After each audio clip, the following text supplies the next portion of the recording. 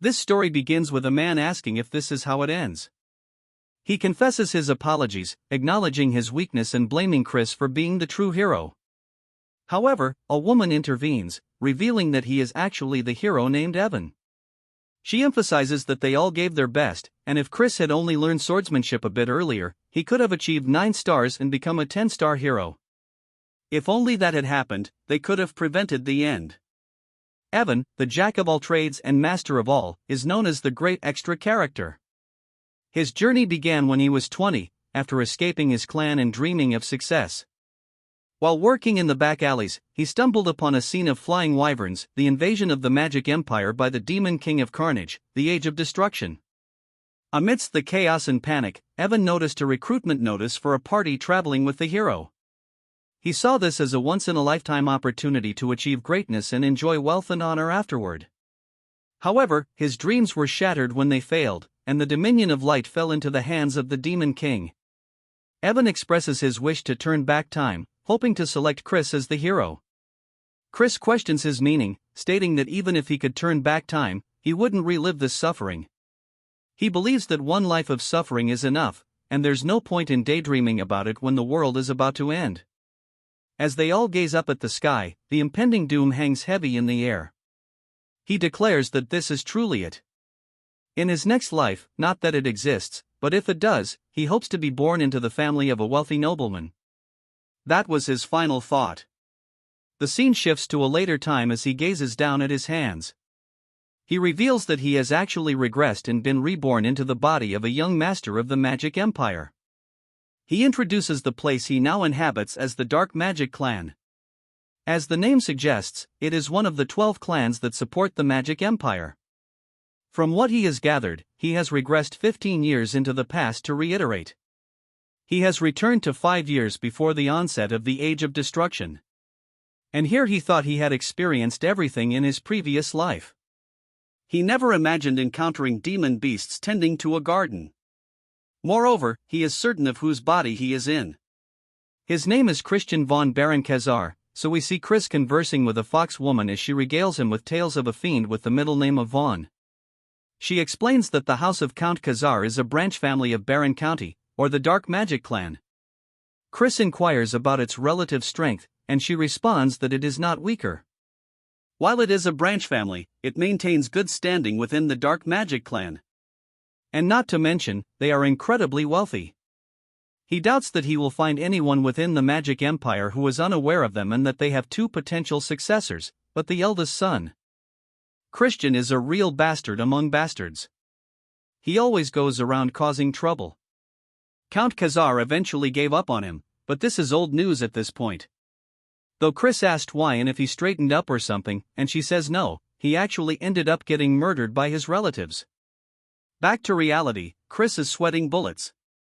Then he says that he just wanted to become the son of a regular old rich family and wonders why he just had to regress here, why he had to be this person of all people since he is destined for death. And he starts wondering what he did so wrong, telling himself to think he awoke in this body with a coin incidentally similar in name to his. It's only been 3 days, and that he's going to die in 2 years from now. The fact that he was eliminated within the house of Count Khazar, a family that places great importance on honor, it probably means that he was an absolute trash human being. And if he just stays nice and quiet, he might be able to avoid his death. But he says that since he's woken up as a rich kid, he should just take care of himself and enjoy the wealth and honor. But he hits himself with a reality check, hitting his forehead, saying there's no way that'll happen. And that Ragnarok, the end of the world, is also the reason that the Demon King of Carnage started the war. It was to put humanity up as a sacrifice to complete Ragnarok. And it was already too late by the time they realized it. And both the Dominion of Light and the world met their ultimate demise. So if he wants to survive, he needs to stop the apocalypse as well. And the Demon King of Carnage is one thing. Considering he was the one to actually start the war, the bigger problem is that the countless number of fiends of the Magic Empire are loyal to him. To stop this, he needs to become someone more powerful than the Demon King himself. At this rate, there's only one way for him to actually accomplish this: he needs to become the Demon Emperor and sit at the pinnacle of the Magic Empire. He's been given 5 years before the Age of Destruction begins, and he might as well give it a go. And if he succeeds, this entire empire will become his. It then jumps to his father, yelling out to him, slamming on the table, saying that he told him to remain in his room and for him to reveal his face here after causing the incident not long ago. He must have a death wish. And if he acts out of line one more time, he will personally cut his head off. Chris says that Count Khazar sure is one intimidating dude, but Chris says that he came here to apologize for all the wrongdoings he's committed until now. Since if he wants to go forward with his plan, he needs to get rid of his horrible image. His father asks what he's saying, and Chris drops to his knees, saying that he is truly sorry for everything he's done and it'll never happen again. His father asks if he's really trying to get him to believe this only a few days after his last stunt. And if he's trying to mock him. Chris wonders what exactly he did. He's heard so many stories that he can't even think about what it could be. Chris says the fault for making him lose trust in him is his fault. However, 3 days ago, he also mentioned that he lost a portion of his memories. To reclaim those memories, he reflected on his past actions and has realized just how wrongly he's been living his life. His heart beats with the truth of it. His father says that he's heard his excuses countless times. Chris says that's right because excuses made with words alone mean nothing and that he will show him with his actions going forward. And that he would like to be sent to the punishment cave, and he will remain there for a month and show him a different version of himself. We learned that the punishment cave is a prison used for high-status fiends, and it is a place where not only is there no light, but all 5 of your senses are blocked. Even just a few days is enough to drain one's mind. However, it's perfect for him right now, and he needs somewhere to escape the gazes of others. His father asks if he's going to confine himself for a whole month inside of it because he doubts that he's even capable of lasting half a day.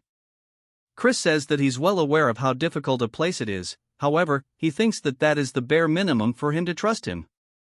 His father looks down at him, asking if he even understands how many times they've had this conversation. Each time he's only left him disappointed once more, but he'll play along and give him one last chance.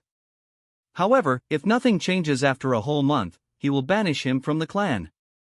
Chris says that would be a death sentence as there is a long list of people who will aim for his life once he loses protection of the clan, but he decides that it's worth the risk and tells his father that he understands. But if he can prove that he has changed, he would like him to grant a request. His father gets a little annoyed, saying he sounds arrogant as if he is certain he will come out unscathed, but if he can show him that he has turned over a new leaf, he will grant him any request. Not that he will believe that will ever happen. Sometime later, back in Chris's room, the butler enters, saying the punishment cave has been prepared. His name is Cox, and he is a half-vampire. Chris says that he sees it, and as they start walking out of the room down the hallway, all of the maids and butlers are asking if they've heard about how Chris has volunteered to enter the cave. They wonder what scheme he's pulling. There was an incident where he insulted the young lady of the Poison Magic clan and that it was an incident that the Count himself had to personally apologize for and that it's pretty embarrassing having to save face against a rival clan. They wonder when he's ever going to mature, but they still have their doubts, he ever will. They start debating on how long he'll last in the cave, and one of them says 2 days is definitely the max. But Chris smiles as he walks down the hallway, and we see what I assume is his younger brother also eavesdropping. It then jumps to the punishment cave, and Cox tells him that they have arrived. Chris looks up at one of the statues outside of it, and it turns out it's not only a statue but rather a Death Knight, which is a guard, and he says this is pretty fitting of the Magic Empire, but he doesn't care as long as it stops people from entering the cave. We then hear his little brother call out to him, and when Chris turns around to see him, he says this is a familiar face. He is his biological younger brother and a model student. His name is Thurn von Baron Khazar, and we see him instantly pull out his rapier, thrusting it towards Chris's throat. He stops just shy, but Chris doesn't even flinch. As he looks down into his brother's eyes, internally he's panicking, saying that scared the hell out of him. And he asks his brother, Thurn, what business he has with him, as it doesn't look like he's here to wish him farewell. Thurn says that he's sure he knows that he is a disgrace to the family, but if he sullies the honor of the family again, he will kill him himself. He asks if he understands that this is his final warning. Chris says he sees it must be him who killed Chris in his last life and he's personally met Thurn before during the Age of Destruction. He was a fiend famous for cursed magic. Chris says that it seems like he was cute while he was a kid and he seems to have trained diligently at this point too, but he's nothing more than a brat against him who has seen the worst the Age of Destruction had to offer. As he tells his brother to remove it, Thurn asks him what he just said, and Chris says that he understands, so he should get going. Thurn tells him that he's serious, but Chris completely ignores him, entering anyway, leaving it just awkward as hell outside. Thurn starts yelling, asking Cox what the hell was with that attitude, but on the inside, as Chris is walking forward, he looks around, saying that he can't actually see or hear anything. There's only the faintest sensation remaining around his fingertips, and he bets that is on purpose so that prisoners can feel the objects they bring in or else they might starve to death. An ordinary person would quickly feel mentally drained. In such a place, however, that's irrelevant to him as he's experienced worse during his time as a treasure hunter, and blocking off the five senses is something he's wanted since it will let him see further into himself. Without it, he can't overhaul this broken body. Of course, it also requires a lot of time and luck, but with the medical skills he's suffered to master as the divine doctor and the bone compression art he modified from the circus and finally the magic stones of different properties, it is certainly doable. He honestly thought he wouldn't be able to get a hold of magic stones since they are expensive, but he guesses this is the niceties of an elite clan that heeded his request, even though he's a good-for-nothing yet. In his previous life, he and Evan struggled to obtain them as they had to slave away in the mines. The start will be with the white magic stone, which will purify the toxins. It is a boring but essential stage. It requires him to tediously clean away any toxin buildup across his body with white mana. Even the smallest mistake would cause great pain across his whole body.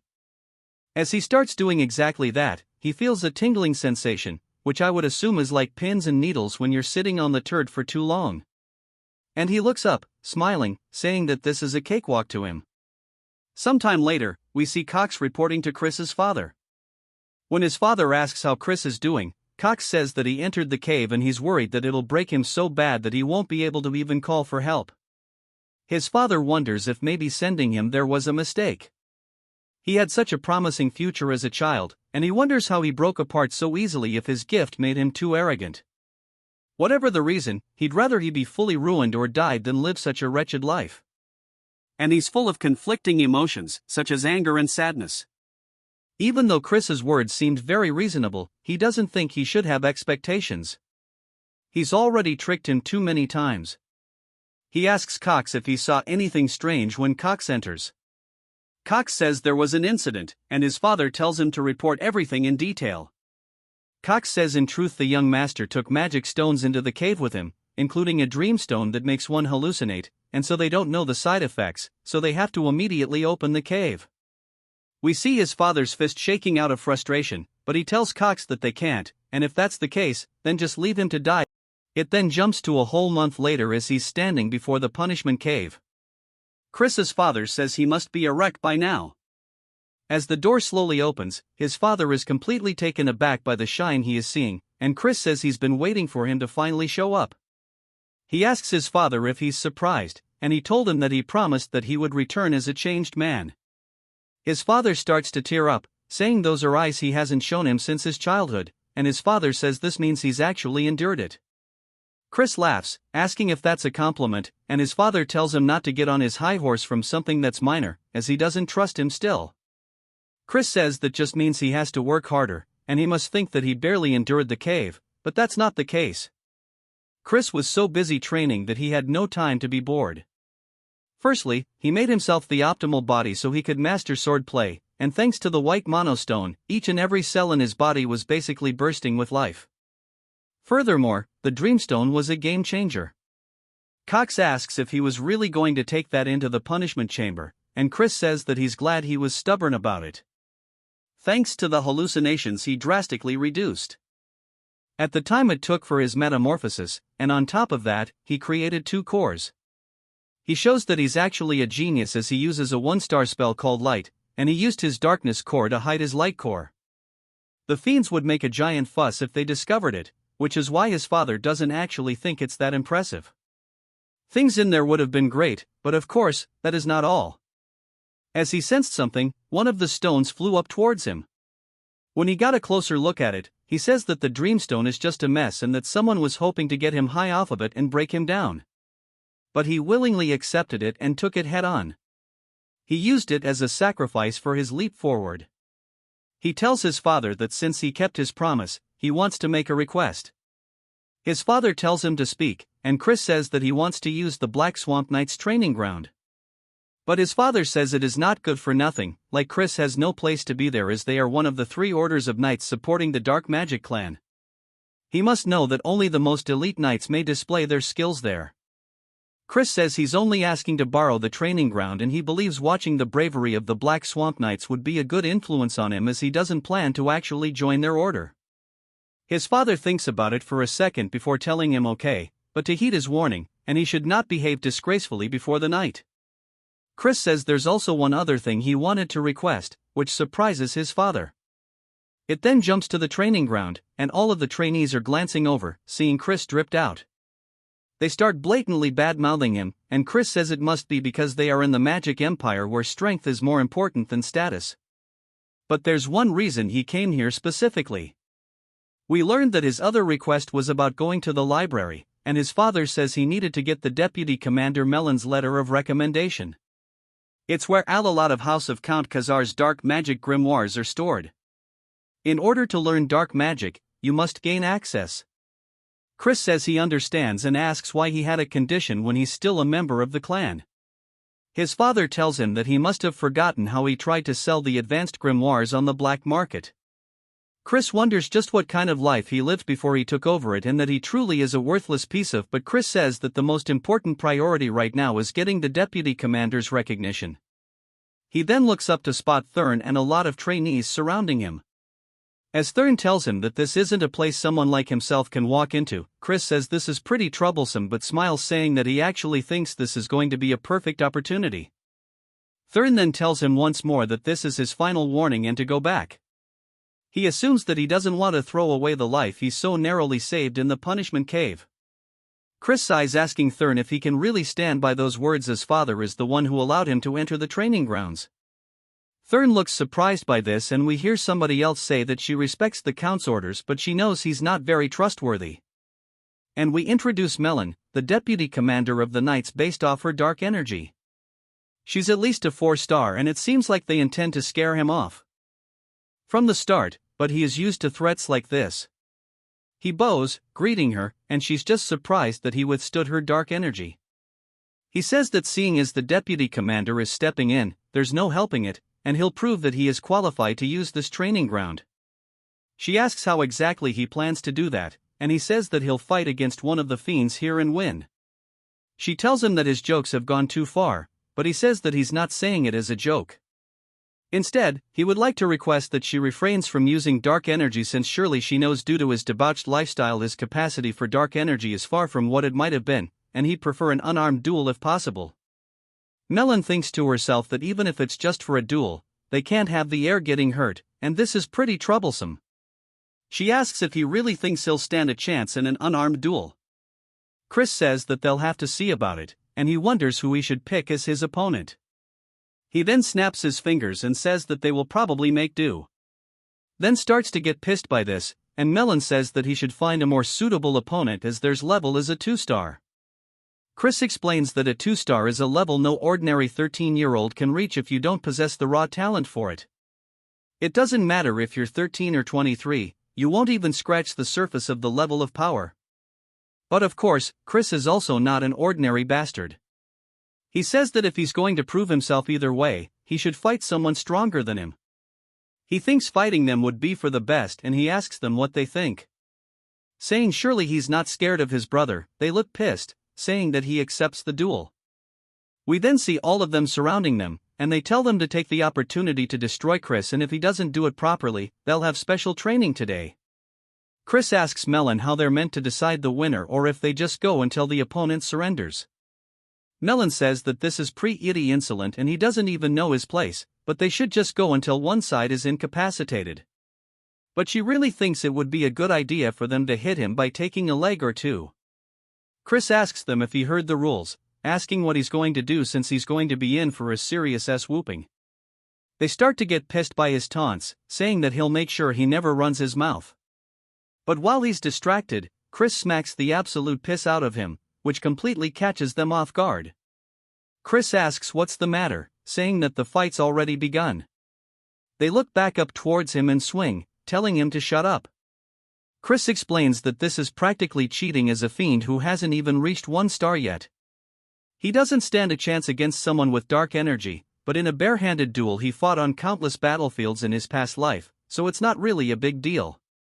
As he knees them right in the stomach, he says besides, if they only count the dominion of light powers achieved in the punishment cave, he is at least a 3 star. The other trainees are asking what the hell they are witnessing as they're hunched over holding his stomach. Chris asks if he's crying and if he wants him to blow on his boo-boo, just straight taunting his little brother. Thurn starts asking him what trick he pulled, but of course, Chris is satisfied, saying that seeing him in this state is refreshing. There's nothing like a trick here and that his brother is just a bit too weak. Thurn starts to get pissed, but Chris continues taunting him, saying that he's so quiet he can't hear him. A black aura then starts to envelop his hand, and he dashes forward, telling Chris he's going to kill him. Coming in for a left, Chris dodges the attack, saying he's pretty fast though. This is the spirit he was looking for. As Thurn continues punching towards his face and missing, Chris says this still isn't enough. As he raises his hand, cutting off the aura from the rest of his body, even Thurn realizes that his dark energy is starting to dissipate. Chris hits him with an uppercut, saying that fighting is all about instinct as his eyes go white and he falls to the floor. The rest all look surprised and they start wondering if maybe they let his guard down, saying that maybe he would throw his dark energy because he was worried he would hurt Chris, otherwise, it wouldn't make any sense. But Melon seems to have a better understanding as she's genuinely surprised. Chris says with this, surely he's proven he's qualified, and Melon says yes. Chris thanks her and puts on a calm demeanor, but in reality, he's just hella glad that it worked, saying that now he's going to devour everything, swordsman and magic alike. It then jumps back to the house, and Chris explains that he has reached 1 star in dark magic since he's still not fully accustomed to handling dark energy, and there was a lot of residue left over by Christian. It took longer than he expected. As for wielding the power of light at the same time, he'll need to raise his level further for that to be possible. He rings the little bell only for a woman to slowly appear in his room, asking if he called for her. We are introduced to Mary. His sign maid, he says he can't believe they are using a high-level evil spirit, a banshee, as a maid. And admittedly, though, it was due to Christian's constant troublemaking that they couldn't. He says he'll definitely replace her, lady, and he tells her to just give him some juice as he'll drink it and then leave to train. She asks if she should prepare it with human blood, but he tells her just to make it with strawberries. She tells him that blood juice tastes super good though, and he tells her that he wants strawberries. She continues, and they have a little bit of banter back and forth sometime later. As Chris is heading out somewhere, we hear Cox yelling out to him, asking if he's going to train even though it's so early. And then he worries he is just pushing himself too much. Of course, he's pleased and proud that he's so diligent as he believed in him even when everybody else didn't. Chris says to get a load off this guy and then starts to release some killing intent, saying that he never asked him to believe in him and asks who he is to decide whether he should believe in him in the first place or not. Cox is startled and then apologizes for overstepping his boundaries and then tells him to have a good training session. As Cox leaves, Chris says that there's something really fishy about this dude at the training grounds now. Chris says that everybody here has way more doe-eyed looks than before and that now that their guard is down, he wants to try to win them over little by little.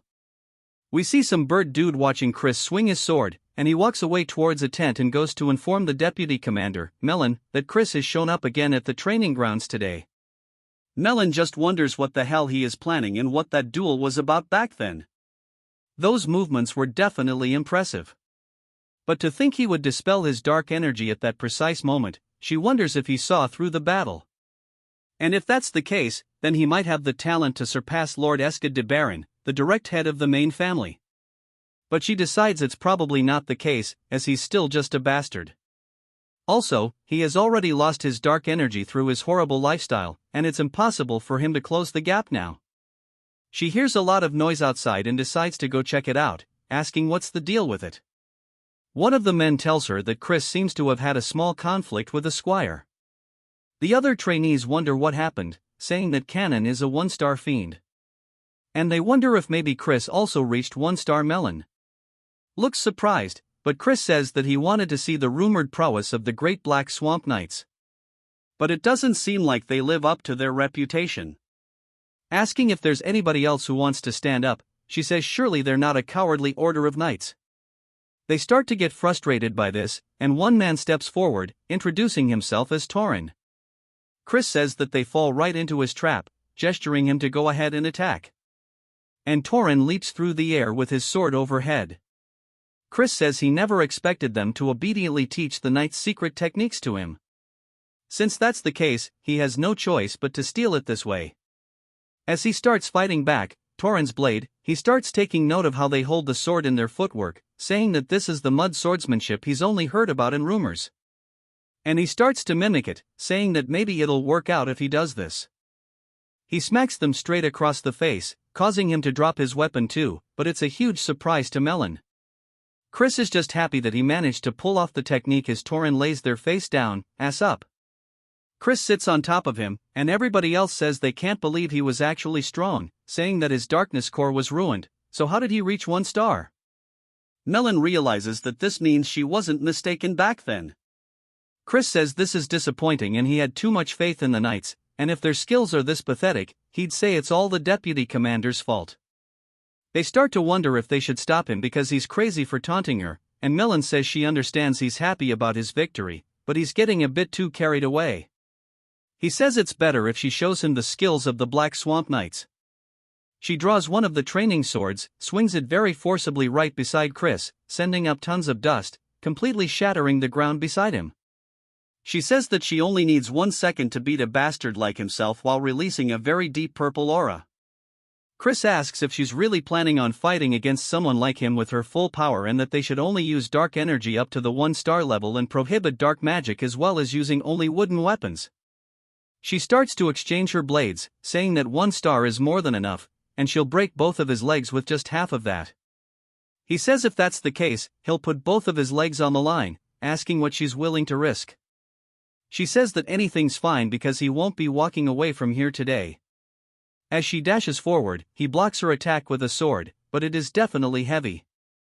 As we see him starting to get pushed back, she continues swinging all over, but he is managing to keep up by blocking and parrying.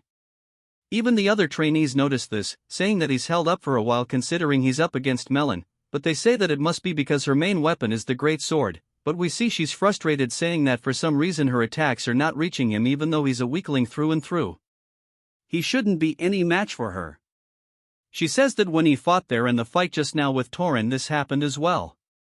Chris says that it seems things aren't going her way, which makes her even more pissed as she starts to imbue some aura into her blade, preparing some kind of heavy-ass attack which seems like she might be breaking the rules a little bit. She swings down directly towards where he's standing. Chris ducks to the side, saying that now's his chance. As he runs forward, he hits her with a headbutt straight to the face, which catches her off guard. As she's reeling from the attack, she's surprised to see the blood in her hand. But Chris is glad that his gamble paid off, saying that Melon is a spell sword. So as long as her dark magic is bound, the moment her defense slips, she wouldn't be able to block the opening with physical power alone. So if she was a fiend who focused on the sword, that might not have worked. She looks at the blood still in disbelief, then begins to laugh hella loudly. She says that she never ever would have imagined a headbutt, and it seems like she's looked down on him too much. She'll focus from now on. Chris starts pointing to her neck though, saying that the fight's already over as he scratched her with his nail during the headbutt. And if he had laced his nails with poison, surely she would have known what would have happened to her. She says that she accepts the defeat so to tell her what he desires, but in return, she wants the opportunity to fight him once more. He says if she wants a rematch, he'll have to grant a second request too. She says she'll do anything, and he walks close, saying that if that's the case, once he's right into her face, he asks if she would kneel before him. She's surprised by this and says that surely he understands that is an impossible condition to meet. Her loyalty lies with the main family of the dark magic clan house, Baron. He says, of course, he knows that she is here on an excursion from the main family. However, all of this itself would be resolved if he were to become the young lord of the clan. She's surprised by this and tells him that's utter nonsense, as the 5 young lords whose succession rights have been recognized are all from the direct descendants of the main family. He says there's no rule that says a branch family member can't become a young lord. But about her second duel request, asking if she would like to do it a month from now, he says about the next time they won't limit themselves. She says that he'll have no chance of defeating her. He says that who knows, as few things are truly impossible in this world. She sits there just staring at him, still with blood on her face. He bows, saying that I'll see her in a month, and on that day, he'll make her realize who her loyalty should truly lie with. It then jumps to him handing his letter of recommendation to his father, saying that the fiend's fundamentals are lackluster and they'll need to focus more on their training. We then get a flashback to Melon talking to his father, saying that Chris is a genius. Even with his low star rank, he easily defeated the ones with solid foundations and even herself. He asks if she's serious, and she says yes. It was a rare fight for her, one she could enjoy. His father is still having issues trusting his son, but his work is paying off. Chris asks if there's something on his face, but his father says it's nothing. But as promised, he'll grant him the key to the library. As Chris leaves, he says this was all he wanted, and he obtained the library key and even changed Melon's mind, and that Melon is a fiend from the main family of the Dark Magic clan. During the Age of Destruction, she was active as a 6-star high fiend. So if he wants to take control of the entire Dark Magic clan, he needs to make her one of his people. Of course, he hasn't completely won her over, but 1 month will be enough because he's a genius. And speaking of Count Khazar, the look his father had earlier was definitely one of pride's for his son, but he supposes that makes sense because even fiends have familial attachments, and maybe he'll even turn out to be a better father than the one he had in his previous life. He finally embraces Count Khazar as his father, saying that he won't disappoint him. As he heads into the library, he says that there's blood magic summoning studies, curse studies, and they're all things that are forbidden in the Dominion of Light. He picks out one of the books, and as he moves it backwards, he sees Mary smiling at him, which causes the dude to die of a heart attack on the spot. He asks why the hell she's here, and she laughs, saying why else, as she was once the librarian at this place after all. She causes all the books to start floating around, then says that maybe he came here knowing this and want to monopolize her all to himself. He tells her to shut up, and she says that he's making her heart go crazy with such direct language. They continue their banter a little later. Mary tells Chris that the grimoire he has chosen contains a 4-star dark magic called Binding Seal, and as he is now, he won't comprehend it. Chris closes the book but tells her it's fine because he's a genius. She clearly doesn't think that's the case but pretends by saying that not only is he handsome but he's also a genius, and that's truly super. But he can tell that she's forcing it and tells her to stop doing it. She asks if there's a reason he specifically chose the book, and he says of course, as he needs to catch a rat. A little while later, as he's training with everybody else, he explains that the first potential rat is then no one in this house despises him more for being a good-for-nothing, and the second potential is Cox.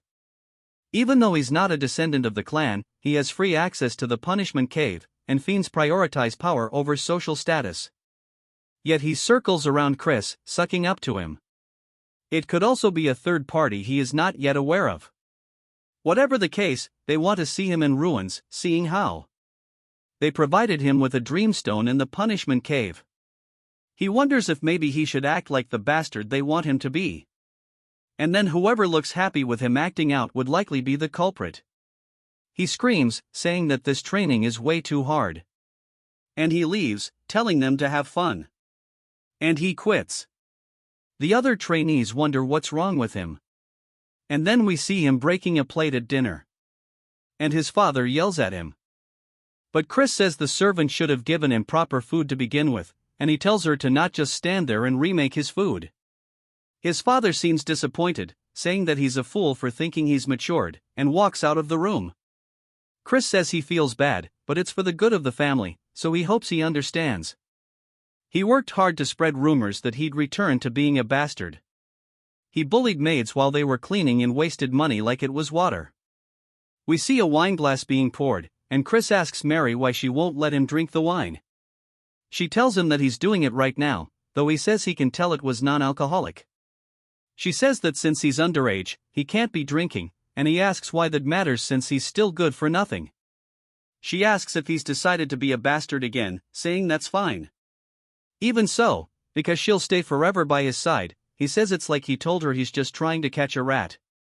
As we see a spell forming in front of him, she's surprised to see he already met and mastered the binding seal. He does his best to play it off, saying that he told her he's a genius and he modified it to be usable even at a lower star level. He hasn't been just goofing off, he's been working hard at mastering various spells. She wonders if maybe he's truly a genius. Then, she slams the door open. Chris says he needs to act drunk quickly, asking her what he's doing here. Then, she asks if this is the best he can do, as he thought he had truly changed for the better. Chris can tell he's angry, and he decides to cross him off as a suspect. He smiles and tells her that he thinks there's a rat hidden in the house. Then, she asks what he's talking about, and Chris says someone wishes to see his downfall and he intends on dancing to their tune for a while. Then, she asks if he's really saying it's all an act, and Chris says yes, even the wine is fake. As she smells it, she can tell it's not alcoholic. Asking who the rat is, Chris tells him that it's hard to say right now, but they should take the bait anyway. May now, as he throws the wine bottle to the ground, one of the butlers runs in, asking if something's wrong. Chris says this isn't the wine he asked for and to bring him another one. The butler tells him that Cox is currently preoccupied, and Chris says that he guesses he needs to pay him a visit. While still acting drunk, then says he's playing this role too well. And then it jumps to Chris slamming a bottle right in front of Cox's face. Cox asks what brings him here, and Chris pours the bottle over his head, saying this is not the wine he asked for. Wondering if he's looking down on him, Cox says, of course not. Asking if he wants him to go get someone to fetch a proper one immediately, Chris says no, telling Cox to go grab it himself. Cox, clearly frustrated, says that he's in the middle of something. Chris asks if he's going to work like this, saying that he needs to go change anyways. So to get going, Cox then begins to shake visibly and says he'll be back soon and walks out of the room. Chris says that he needs to commend his patience in withstanding such humiliation, but that hostility was very clear. Chris starts looking over all the paperwork Cox has been working on, and he looks surprised but then smiles, saying that this is it. He figured that if Cox was the rat, he would be doing some funny business with the finances, but this isn't enough as he needs a real smoking gun. As Cox comes back, he says he has the wine for him, and Chris thanks him, asking if he's not mad at him. Cox says, of course not, and Chris laughs, saying that he doesn't know if he can tell, but Cox is his favorite. Cox tells him that he's grateful for that, but he has a message for him. As his friends wish to meet him in secret at the usual place, Chris asks what he's talking about. Cox says, although he would prefer him not to associate with them, it is not his place to be judging his friends. Chris says that he guesses he'll meet them then, and Cox tells him to do as he wishes, but he can't help but smile a little bit, saying that things are going better than he expected them to. It then jumps to a whole table of food, and we hear someone telling Chris that they've heard rumors that he's changed recently, but there's still no way that he's the best among them. Chris glances to his side, seeing a young woman saying that getting a girl this young to pour drink sure to cement them is trash. Turd tells him to have a drink, and as Chris raises it to his mouth, he senses something and throws it, hitting Turd straight in the face, which causes him to panic and cough. He asks Chris what he thinks he's doing. Chris says he knows he tainted the alcohol from the way he reacted. It looked like he knew there was something in it. Chris then raises his hand, starting to form a magic spell, and puts it straight to the girl's forehead. As it begins to glow, she slumps over unconscious. His friends ask if he really knows how to use dark magic. Chris says he doesn't think now is the time for them to be surprised by that. He grabs Turd and Pomodore by their heads, slamming them straight into the table, but not just once. He does it over and over. Turd asks why he's doing this, trying to calm him down. Chris says if he still doesn't know what he did wrong after getting hit like that, they can die here and now. As he pulls out a knife, a little later, we see them tied up, and Pomodore has even pissed his pants, begging that he be spared, as they were only ordered to feed him the drug and frame him after they killed the girl. Turd says they were threatened with the drugs they were dealing in secret, so they had no choice. Chris asks who was the one who ordered. Pomodore is hesitant to answer Chris, then moves the knife closer to the man's crotch, asking if he wants to have it cut off. They immediately say it's Cox and they'll do anything to spare their life. Chris asks if they really mean that, and they both say they swear on it. Chris says he can't hear them. They yell it even louder. He says that he'll take their word for that as he begins to cast another magic spell. It starts flying into their foreheads, and he tells them to listen to what he tells them and carry it out properly. They both fall unconscious onto the floor, Pomodoro or even foaming out the mouth a little later. Cox runs into Chris's father's office, saying there's a problem. When he asks what it is, Cox says that the young master has committed murder. It seems he got drunk at night and killed the one who was giving him drinks and threw their body into the river. It seems they won't be able to overlook this one so easily. Asking him what they should do, Chris's father tells Cox to bring him to the Fiend Court as he invokes his immediate trial. Cox smiles, thinking that his plan is going perfectly. At the court, we see Chris standing trial. He tells his father that he's innocent. His father asks if he really plans to lie as there are witnesses. Chris asks how that could be the case when it never happened and that he thinks there's just been a misunderstanding. As the young woman enters the room, he says that this is the dead servant herself, Turd and Patter. Look genuinely surprised by this, she says that Chris took her home after she woke up from falling unconscious and he even gave her money to help her pay her rent, but Pomodoro and Turd are the evil ones and they put drugs in Chris's drink. His father asks what's going on here, and Chris decides that it's time to get this show on the road and begins activating his magic. Turd says that it's correct.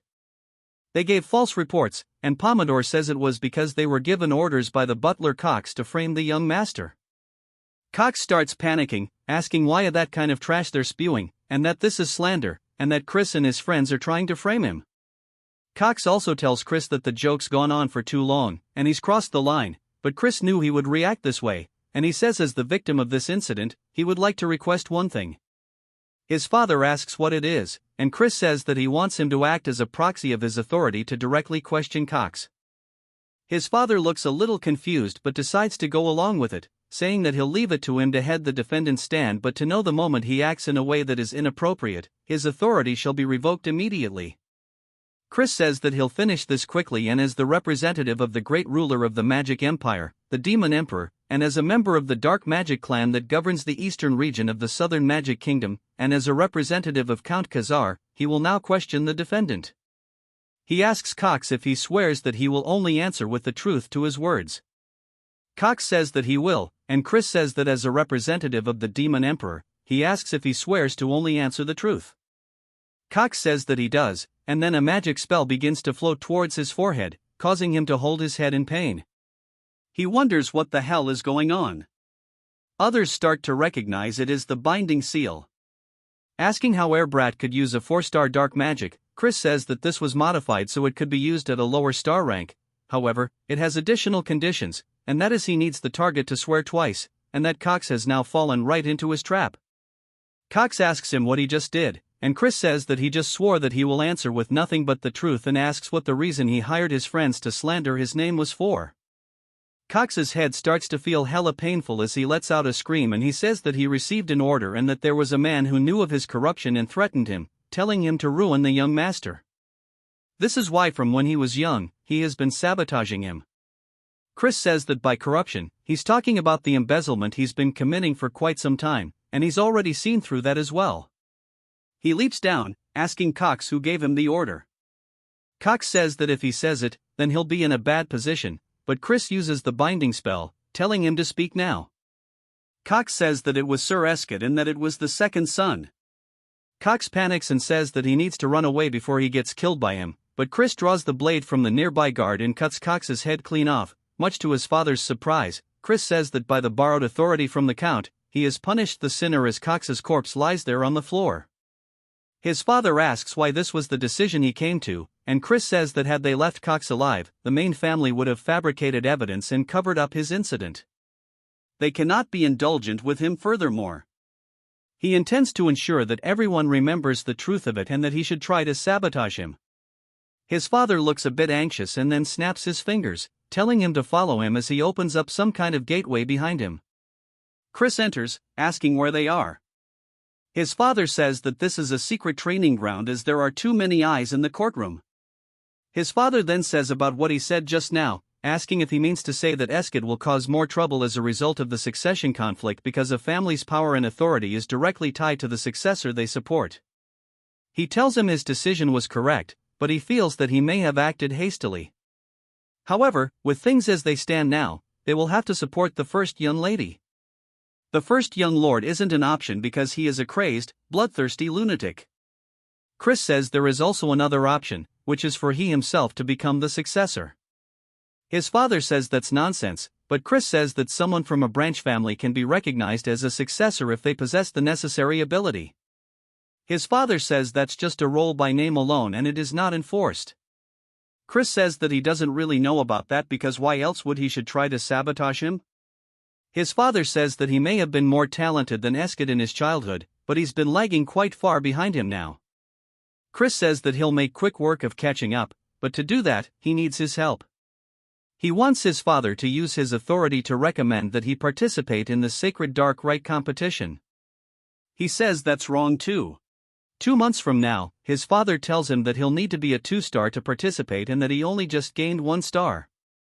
Chris says that he'll make sure to reach it within the next 2 months. Then, so surely this one time his father can help him out. Sometime later, we hear the maids talking about how it seems Chris truly has changed and they have heard that the Count himself has been personally training him. Asks if she has meant the same training that even the senior knight struggled so much with and that he doesn't know how long Chris will last. As we see Chris cutting something cleanly in half, he says that he needs to bind it with mud swordsmanship and then sever it with blackside swordsmanship. Asking his father if he's correct, his father says that he only started teaching him this today, yet he understood it immediately. Chris asks why he has to keep doing it this way because keeping them separate is so weird. His father asks what he means and Chris says that he feels like there's a more efficient method. As another mushroom monster spawns in, Chris runs forward, cutting its legs clean off. His father says that was mud swordsmanship, asking how he did that when it's not meant for slicing. Chris explains that he only used the mud swordsmanship but he wrapped it in the black side sword energy. His father internally is freaking out, saying that's not something a 1-star should be able to do, but plays it cool, saying that's pretty powerful, but using 2 techniques means it's going to be difficult to use curses too. Chris shows that he can still do it anyways and says that it's still pretty easy and it's not really an inconvenience at all. His father then freaks out externally this time too. It jumps to 2 whole weeks later as Chris is lying on the ground. He says that running is so hard and it's not like he can half-ask this since stamina is key to increasing his power stage. We then hear Melon asking if he's already exhausted as the duel isn't far off and she's eagerly waiting for the promised day to arrive, he says. She always has such an intense presence, and that he's doing his best to meet her expectations. She says that she's aware of his growth, but he's still a 1-star, and he'll never get her to kneel before him. He says that he's sure it would happen and he's sure he'll learn something through the duel, so it won't be for nothing if it doesn't. She laughs, saying that he's still full of energy, and she hopes he fights past his limits and entertains her. He says that she is currently an upper 4-star. We learn that in a single stage, there are 3 separate tiers, lower, middle, and upper. As an upper 1-star, he is way below her level. However, he comes from a rich family, which means that he's a wallet warrior. As he enters his room, he asks Mary if she's finished packing his bag for the outing, and she says, of course. And that's since it's their first outing together. She made sure to dress to impress. He says that he never said that she was coming with him, though, and she laughs, saying that he must be worried and she's going to get a heat stroke from this. And that he shouldn't care because it's her pleasure to serve him. He asks how a banshee is meant to get a heat stroke in the first place. He recalls asking his father if he could change to a human attendant, and his father says he cannot since he made a contract with Mary. And that a high-ranked banshee cannot be managed without a contract.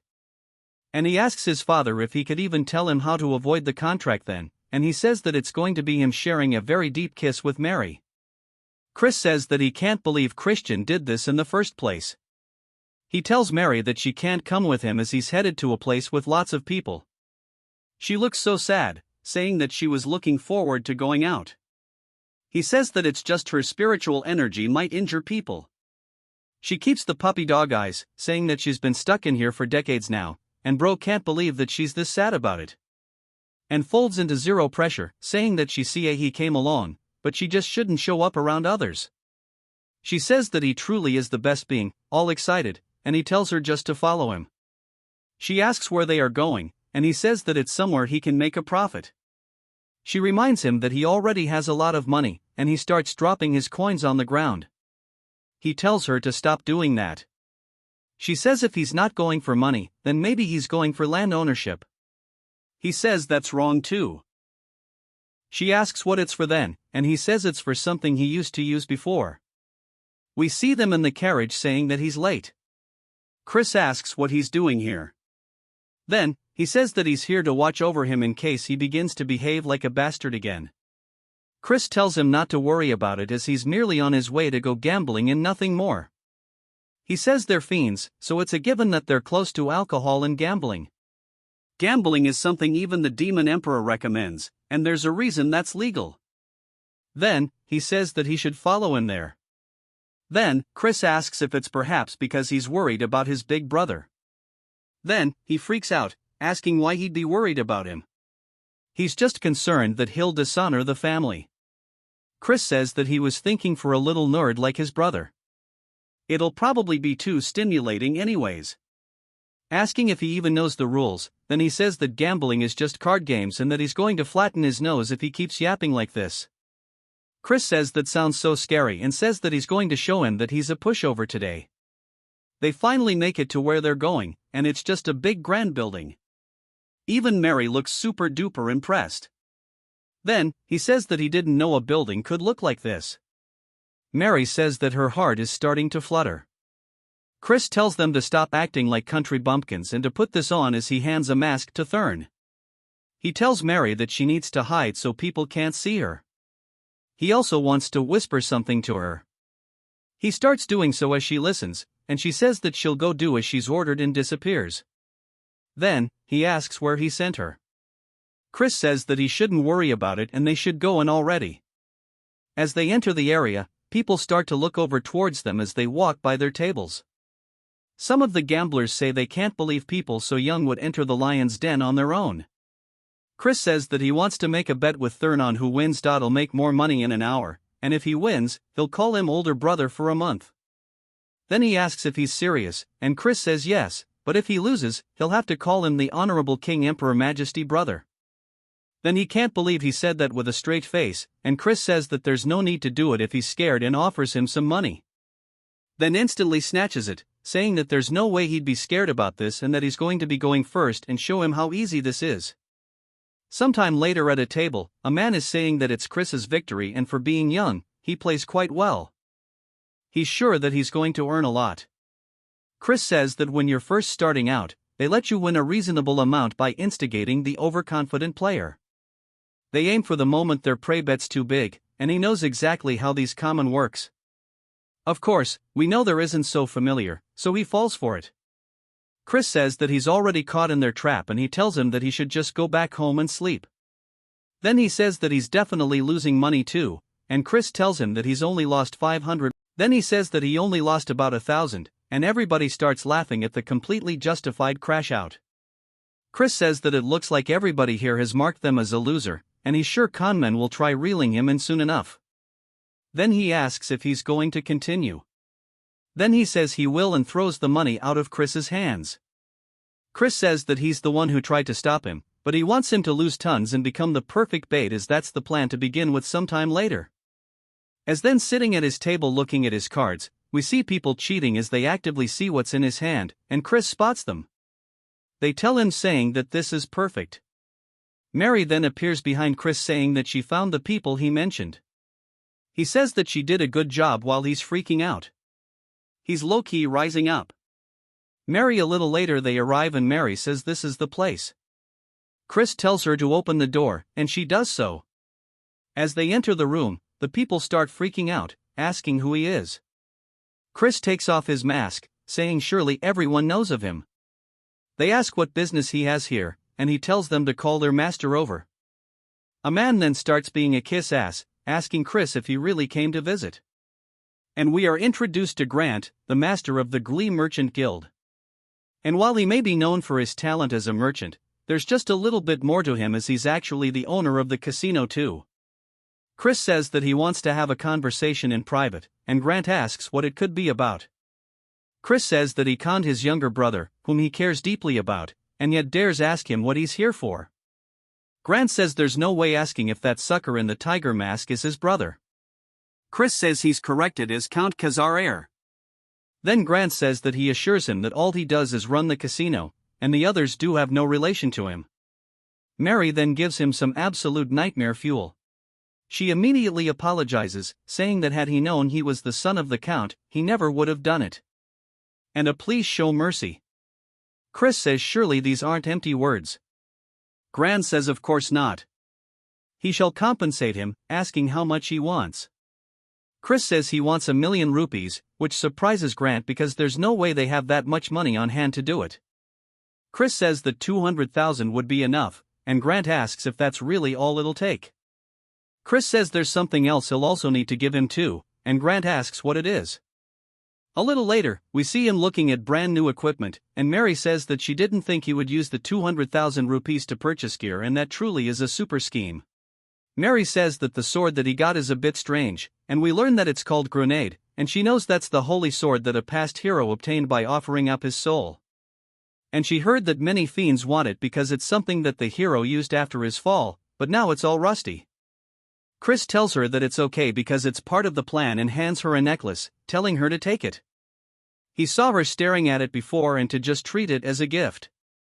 She looks so surprised, and he says that it seemed like she would never be able to put her regrets to rest if she didn't get it, so he's giving it to her so that she can move and find peace quickly, telling her not to misunderstand. She says, before she died and even after she did, this was her first time receiving a gift, and she thanks him. Before he gets caught up in the feels, he tells her they should hurry home. She gives him such an absolutely warm smile that she says that she shall put her whole heart into it as thanks, and from now on she shall make it for him, and that from now on she shall make him blood juice that's even tastier than before. As they walk home, he says that he doesn't want to drink something like that, and they continue bantering. She says that surely he knew that the strawberry juice he's been drinking all this time was blood, and he tells her to stop joking. Chris then says to wait a moment because he feels like he's forgetting something. Of course, he's talking about the ring that he left at the casino. It then jumps to the next day as we hear them yelling out to Chris. Chris wakes up wondering what's going on, and then asks why he abandoned him. Chris thought he forgot something the other day, and then tells him that he was nearly sold off as a debt slave because of him and that he was lucky someone recognized him. Chris apologizes but says that it was probably Grant who helped him out, though he's addressing him all wrong since he lost the bet.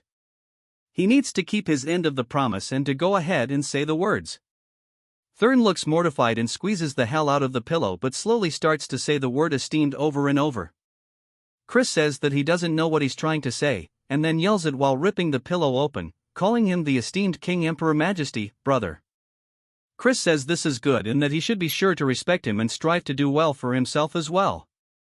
Thursday says that he'll have his revenge one day and to prepare himself, and Chris says that he can't believe such an adorable kid will grow up to kill his older brother, and it's probably all because of him. He's talking about Eskid, the son of Langam, the acting clan head of the Dark Magic clan and the rank 1 young lord. He does not feel much about him since he's not the real Christian, but if he wants to become the young lord, he can't avoid a confrontation with him and that he'll repay this grudge personally. But if he wants to do that, he needs to get Melon on his side, and he looks down at the holy sword that he has as he's kneeling down with it. On the floor, he explains that at one point, countless fiends attempted to wield it, and the reason this holy sword is treated as just an antique is that no one has been able to do so. Then he's sure that it might react differently to him. As he grabs onto his chains, it starts to release a very holy energy that zaps his hand away. Chris looks down at his hand, saying that this is to be expected since it's an artifact created to use the holy power of light. But in the end, it's still just a weapon, and he'll be able to use it if he can just analyze the mechanism that's making it reject the dark energy. As he starts hammering away at it over and over, it begins zapping the hammer with every strike, slowly shattering it upon contact. After a bit, Chris asks Grenade if it hurts and pulls out the hammer after hammer, telling it to submit already because he's going to hit it all night. I feel bad for the poor sword. A few days later, at the secret training grounds, we see his father asking if he's done his preparations. Chris says he has, and we see a woman in front of him. He asks who she is, but he says that he thinks he's seen her somewhere before. He then realizes who it is and greets the KN commander of the Black Shadow Knights. She says it's been a while, and we learn that this is his aunt, named Marion. She is the daughter of the Elder Clan head, the master of the Dark Magic Clan, and the older sister of his father and Count Langam. She protects the Elder Clan head and is in charge of secret missions and surveillance within the clan. She is the elite among the elites, and he wonders why she's here in the first place. His father says that his sister came to visit for matters concerning Cox, and she laughs, saying that he committed quite a cheeky act. Chris says that maybe the Elder Clan head is planning on protecting Eskid, and that might be a bit of a problem. He says, it seems the Elder Clan head has plenty of free time tending to such trivial matters. She says he's pretty bold, but the clan head has no interest in the squabbling of children and rather he seems to be interested in Chris. Chris is surprised by this and says that this might be an opportunity to win his favor. Marin says that she wonders if this is bravery or idiocy as he hasn't even reached 2 stars yet. He is challenging Melon and that he should call off the duel. He thanks her for worrying about him but says that he has his own plans. As he starts to show the sword, she recognizes it, asking if that's perhaps Grenade. Saying that he must have gone insane, but she knew he was a troublemaker, just not to this extent. We finally learned that his father's first name is Raiden, and she says that he went on and on about how Chris has changed for the better. Raiden says that it's true, and she asks if he doesn't realize that he's trying to use a holy sword in a duel. Chris asks if he's not allowed to use it and that he just has to win no matter the method or trick he needs to use. She warns him that even the Elder Clan had failed to tame Grenade as that holy sword's power will burn him to ashes.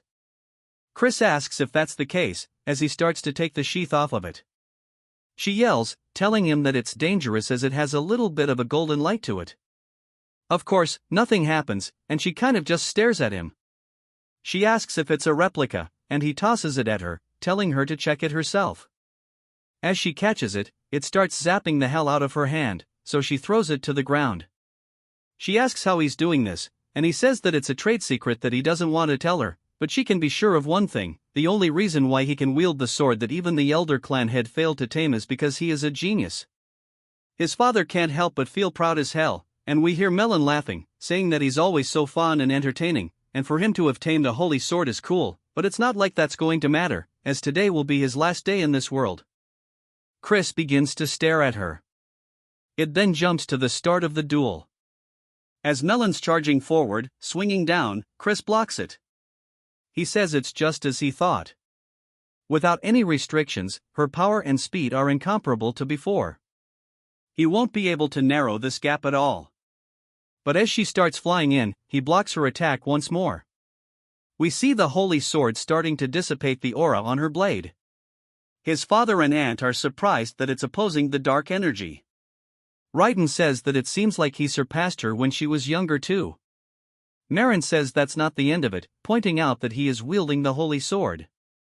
As they see his hand still has the purple aura to it, but it looks like it's clashing with the sword's aura, Chris strikes back, causing Melon to block it. Raiden says that the power is incredible, but it looks like his dark energy is fluctuating a bit. Marin says that's not what's going on. He's controlling his dark energy for a single moment to avoid the rejection and response of the holy sword. Melon distances herself. Chris asks if the battle is to her liking. She says that she's been having this thought for a while, but asks if he's perhaps predicting her movements. He says that he does happen to be pretty observant, and each sword technique has a preceding position she needs to raise her arms before she can swing down. And to do that, she needs to move the muscles in her shoulders and upper body. This is something a novice and an expert share in common. She sighs, asking him how he's going to predict this. Then, as we see a green aura start to be released from her hand, it starts to wrap around Chris. She says that surely he hasn't forgotten that the Black Swamp Knights are spell swords. A giant surge of holy energy resonates from him. He says that almost could have been a problem. She asks if he had a cleansing artifact. Chris starts thanking his father, saying he survived thanks to him. But he says that should be in the secret vault. He looks confused.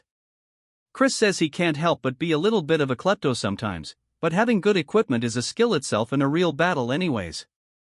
He reaches into his pocket and throws something towards Melon as it explodes. She does her best to dodge whatever it is, and Chris says there's no use even if she does, as he throws another one directly towards her. This one explodes. He says that he got that artifact using the money he took from GLE, and it's pretty effective. He tells her that he knows she's alive and to come out already, as she starts thrusting her blade directly towards him. Chris redirects his blade, matching her, hitting the tip of the blade, causing it to crack until it shatters into pieces. Raiden says that he wondered why he threw that corrosion marble into the air and that it's just like he thought. His son truly is a genius. Melon then starts walking forward, laughing, and then even begins to smile, saying that this is way too fun. Asking what he's going to use next, Marin says that Melon has lost her mind and they need to stop her. Chris starts to lean backwards and then raises his hand, deflecting her attack with the most minimal of movements. He then immediately pivots his foot, getting behind her, putting the blade to her throat. And then it surprises her, and he says that it looks like it's his victory. Asking if she was satisfied with this, it even cuts her cheek a little bit. His father still just looks super proud. "I love this guy, Melon." Then laughs, saying if he's genuinely asking, that she can't even calm down anymore. He then says that he wants an answer to his previous request as soon as possible. Although it was his victory, he will show respect, etc., if she wishes to refuse, as loyalty isn't something that can be obtained by force. She asks if she continues to stand by his side if he'll fight her like this in the future. He grabs her hand, saying that he'll fight her as much as she wants it. Then jumps to later, as Marin is looking out at the sunset. She says that him wielding dark energy like that is something special. As we see a man throwing the holy sword onto the ground, says he refuses. Marin asks if it's impossible for him to hold it as well, and he says that he can wield it momentarily, but as she knows, the waves of dark energy change continuously, meaning you need to constantly change the waves into one that the sword cannot detect. But there's no one who can do that in a real fight. It might only be possible for a demon of Gahong or the demonic dragon, and if not them, then perhaps a crazy bastard who can control dark energy as easily as they breathe. She recalls Chris smiling widely, asking if it was perhaps enough to earn her praise, and she does look a bit happy about it, saying that maybe her father's long desire can be fulfilled. It jumps to the kitchen, and we see a very evil-looking dude chopping stuff up as he cuts a strawberry in half and places it atop cheesecake. Chris says that he can't believe he's been making the strawberry cakes, and Mary says that despite his appearance, his skills are top-notch. The orc then asks Chris what brings him to the kitchen, and Chris says to make some cookies. Mary asks why he's making cookies, and Chris says to give them to someone. She asks if it's for a woman other than her, and he says that it's not what she thinks but it is technically for a woman. The orc says he can do it for him, but Chris says it's fine because baking heartfelt snacks with his own hands is what matters. He may not look like it, but before he can finish his sentence, he gets hit on the cheek with a red substance as orcs are going absolutely crazy mashing up what used to be strawberries into jam. Chris asks Mary if she's sure they aren't adding blood to the strawberry juice, and she laughs. Then later that evening, Chris calls out to Marin, who's about to get atop of horse, and she asks what's the matter. He says that he heard she was leaving and came to say goodbye. She says that she appreciates it and he must be tired from the duel yesterday. He says not at all, but he also has a little gift for her. She sees all the cookies and begins to blush, saying that he didn't have to prepare a gift. He says he's happy to see her again and couldn't help but prepare something right then. He remembers yesterday when Chris was asking him if there's any particular food that Marin enjoys, and he says that he sure doesn't know how to win someone over. Chris tells her to try a bite because he baked them himself. She asks if he really made these and starts munching away and realizes that this turd is actually gas. She tells him it's very tasty, and he says that he's glad she likes them. She says that she must give him something in return for this fine gift, asking if there's anything he wishes for. He says that he wants her to become his true aunt from now on.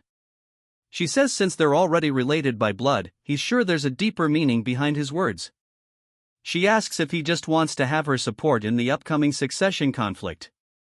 She sighs but says unfortunately she cannot grant him that request as he may know adults from the main faction family must be impartial towards the candidates as that is the rule.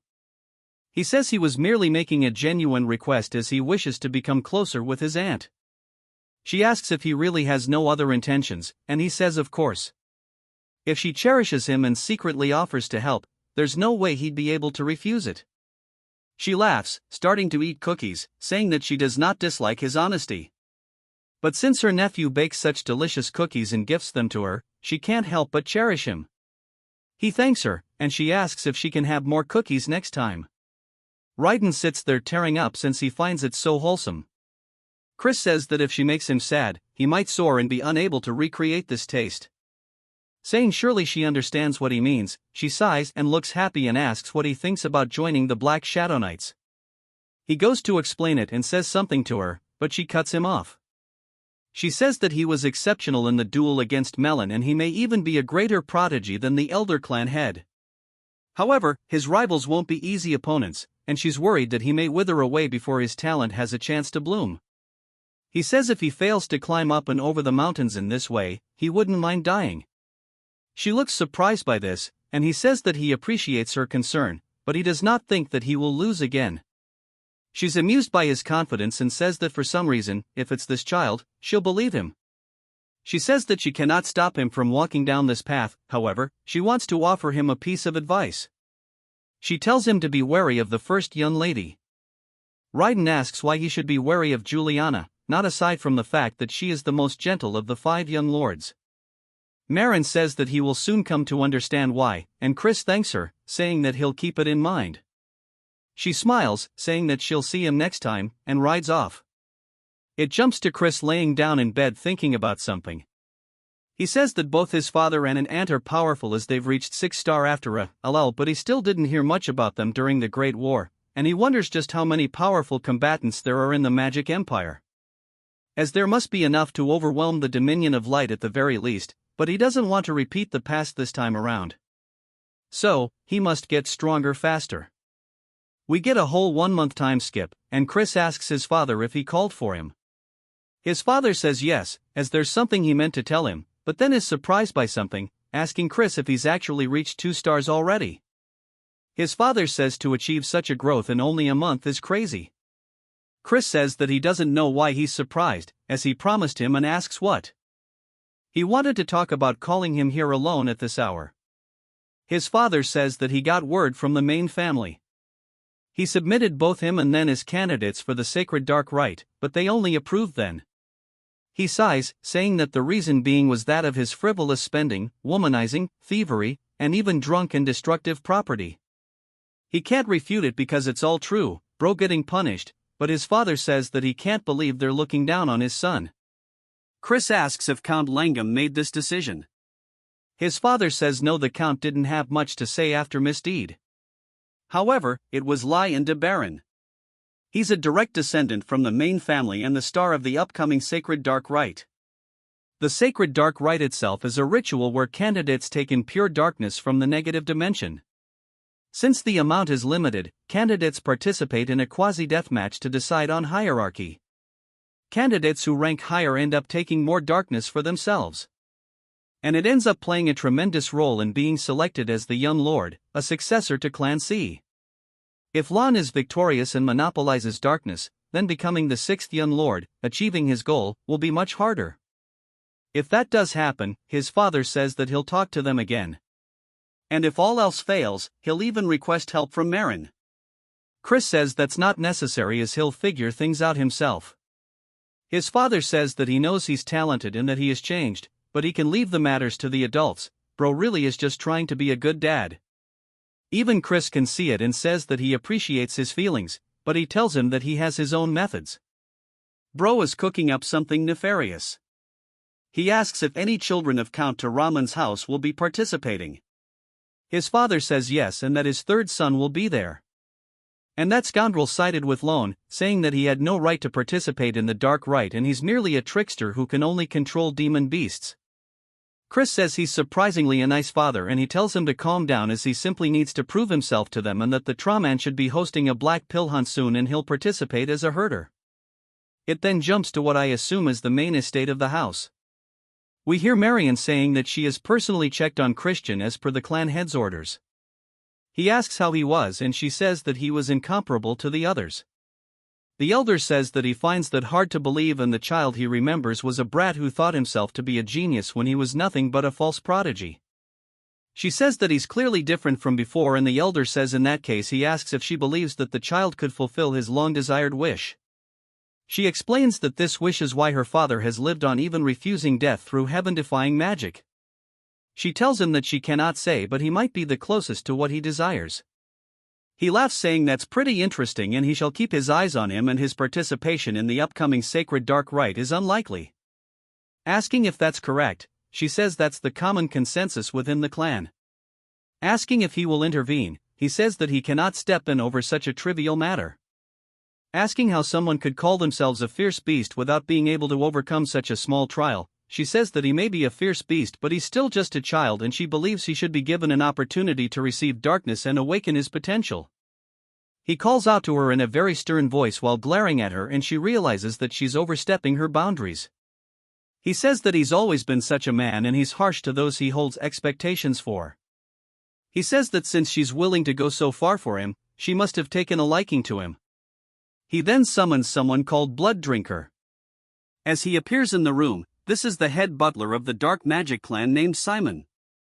Asking if he has been called for, he says he already knows. Simon heard it all, and Simon says that he's dead. It just needs to observe the little bastard this time around. The elder says that's correct and that he wants to know everything he does leading up to the sacred dark ritual. Simon says that he understands, but he has one question, asking if he can pull a small prank during his monitoring. Marin looks surprised by this, and the elder glares at him, reminding him not to go overboard. Simon then begins laughing evilly and says that as he wishes while leaving. Marion says that she hopes that Chris makes it through safely. It then jumps to a carriage riding through a village, and Chris says he quickly managed to reach 2 stars thanks to his talent. But despite all the training, his stamina and dark energy reserves are nowhere near sufficient, and he can't become a 3-star as he is now. He needs a black pill to accumulate a lot of dark energy in a short period of time. For the Tans, the host of the Black Pill Hunt, to coincidentally start beef with him is a pretty good stroke of luck. The problem is that catching the demon beast off doesn't automatically guarantee a black pill. As the carriage comes to a stop, he explains that there is a special condition that needs to be fulfilled. We then see Lardos running up to the carriage, asking Chris what brings him here. Chris asks how he's been, saying surely he hasn't come empty-handed.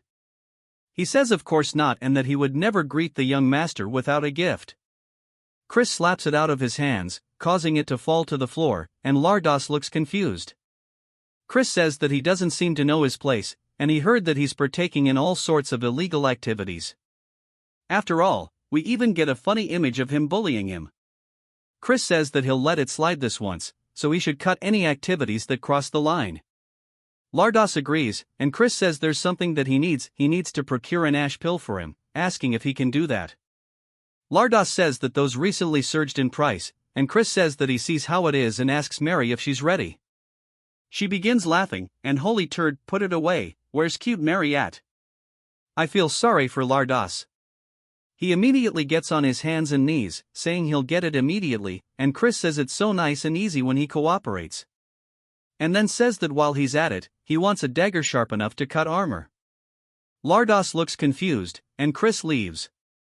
Poor guy, but he is not a good person, don't forget that. As they're heading back, Mary asks if it's time to go home, and Chris says that there's still one more place he needs to visit. He sees a potion store, telling the coachman to stop here, and he enters. He starts looking around the shop, saying everything that he'll take, and Mary asks what he's doing all this for. Chris says that he has a use for it, but she asks what use he has for an aphrodisiac. And she starts getting the wrong idea, they're kind of staring at him, and Chris starts to sweat nervously. Then she starts to think that maybe it's time for the both of them, but he tells her it isn't, and she says that she understands. He yells, saying that he said it isn't and that it's not for him, it's for someone else to use. She slyly locks in on the JoJo pose, asking if it could be for the Count. Chris nods his head, and the shopkeep also understands because Raiden's age is getting ahead of him. Chris tells the shopkeep that for the Count's honor, he must absolutely keep this a secret, and he says that he'll be careful. It then jumps to a little bit later, and we see Thurn greeting Chris. Chris says to repeat his title and starts talking to him, and he hits the whole thing. He says that he heard the black pill hunt is dangerous, so he should avoid getting hurt. Chris asks if he's worrying about him, and he says that he's just worried they won't have a proper duel. And of course, bro just hella embarrassed. The Count says that he should make sure to flatten those House Tyramin bastards' noses. Chris says of course, and he shall bring back some refreshing news. Their father starts asking Thurn what the King Emperor thing from before meant, and Thurn gets way too embarrassed, saying that he doesn't need to know. It then jumps to the house of Count Tyramin, and we see a little goblin saying that he's only going to say this once more and that Chris is not allowed entrance into the Count's mansion. The boys start getting his back, saying that they can't believe he's acting this way, asking if he even knows who this person is. The goblin says that the young master also has orders and he has no favor to repay a good-for-nothing bastard. Chris asks if he's trying to tell him that he needs to find his own accommodations. The goblin says that is the case and says so nervously. One of the boys says he's immediately going to go cut that bastard's head off, but Chris gets him to stop, asking about the payment for the accommodations. Then the goblin gets scared, saying that he can bill it to Count Tyramin. Chris asks if that's really the case as we see a fancy-ass courtyard, a fancy-ass house. Bro actually gone out of his way to rent a mansion. The workers ask how much this cost, debating that it's probably at least 100,000 rupees. Chris says it's not often they can spend someone else's money as much as they want and that he'll give them 1 hour to organize their luggage and they can go out to drink after there's some movement in one of the luggage. Chris says that he just heard something, only for Mary to pop out saying that this mansion is just super and that it looks perfect to serve him. Chris asks why the hell she's here, and she says that she hid inside his luggage because she promised to be his maid forever. She says that seeing how shy he's acting is adorable and based off his expression, he surely missed her. Someone then yells, calling out to him asking what the hell is up with this bill. We are introduced to Yahello, the third son of Count Tyramin. Chris says that since the protagonist of the Black Pill Hunt told him to go find his own place to sleep, he did. Asking what's wrong, he says that since this honored one can't stay in a mere hotel, he just purchased a passable mansion. It can't be that he's squabbling like this because of mere money. Considering he's a pathetic person who doesn't know how to treat guests, he thought it was a pretty cheap price for teaching him manners. A lawyer starts to get pissed and squeezes the paper while releasing some kind of spell that summons a panther. He asks Chris if he wants to die. Chris says that this must be the Count's subjugation arts. Unlike the Alliance's taming subjugation arts, these are dark magic that binds and controls the demon beast through fear. There are formulas secretly mixed and that paralyze the demon beast's reasoning and cause delusions of fear and excitement. However, it's a bit more complex than he thought, so it'll be a stretch to learn it all in a short period of time. But for now, he wants to beat the living hell out of it. Chris then tells Mary that in order to eliminate that scary kitty, he definitely thinks he'll need a weapon. She laughs, opening up their little storage. He pulls it out, telling Alrose to go ahead and come at him. Alrose yells, saying that he doesn't want him to order around. As the beast starts running directly toward him, it opens its mouth. Leaping, Chris raises his stick, blocking the attack. As it starts to bite into it, it actually shatters it, breaking it, sending Chris backwards onto the floor. Chris says that's not too bad, but a 2v1 is practically cheating, and this won't do. If he wins, he'll have to participate as a guard instead of a header, and it needs to be at least this much to make it meet. Asking Alrose what he thinks, Alrose calls him a cocky son of a bird while jumping on the leopard, saying that he's going to make him kneel for this. As it comes in for the second attack, Aloys looks confident as it pounces on the ground, but the leopard looks underneath its hands, wondering where Chris is. Even Alo does as Chris comes up behind, smacking him once and then immediately 3 more times with the stick. Chris asks if it hurts, saying that he better not start crying. Alrose creates some distance, and Chris says that he won't go easy on him, even if he does. Alrose tells him to shut the hell up. Chris starts to release some hella killing intent toward Alrose and the leopard. The leopard immediately feels an intense fear and starts to panic and hides and runs away, leaving Alrose standing there asking what the hell he did to his Choco. Chris says that he only used a mere 2-star illusion spell and it seems that it was too much for his subjugation arts to overcome. Alrose starts to prepare another spell, telling him to shut up once more as one mean asshole-looking horse starts to summon up from under the ground. Chris asks if he understands what kind of person he is. Alrose is confused and Chris eats his weapon forward hell fast, hitting Alrose straight in the forehead, knocking him to the floor as his eyes go white. Chris says that he doesn't bother waiting for transformations or casting and the poor horse is just stuck trying to get out of the ground.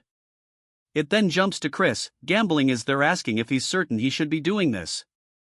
Chris says there's plenty of time left and he should rest when he can. They tell him he's not exactly resting right now though. Chris asks what's wrong with a good-for-nothing guy like himself doing what he should be doing.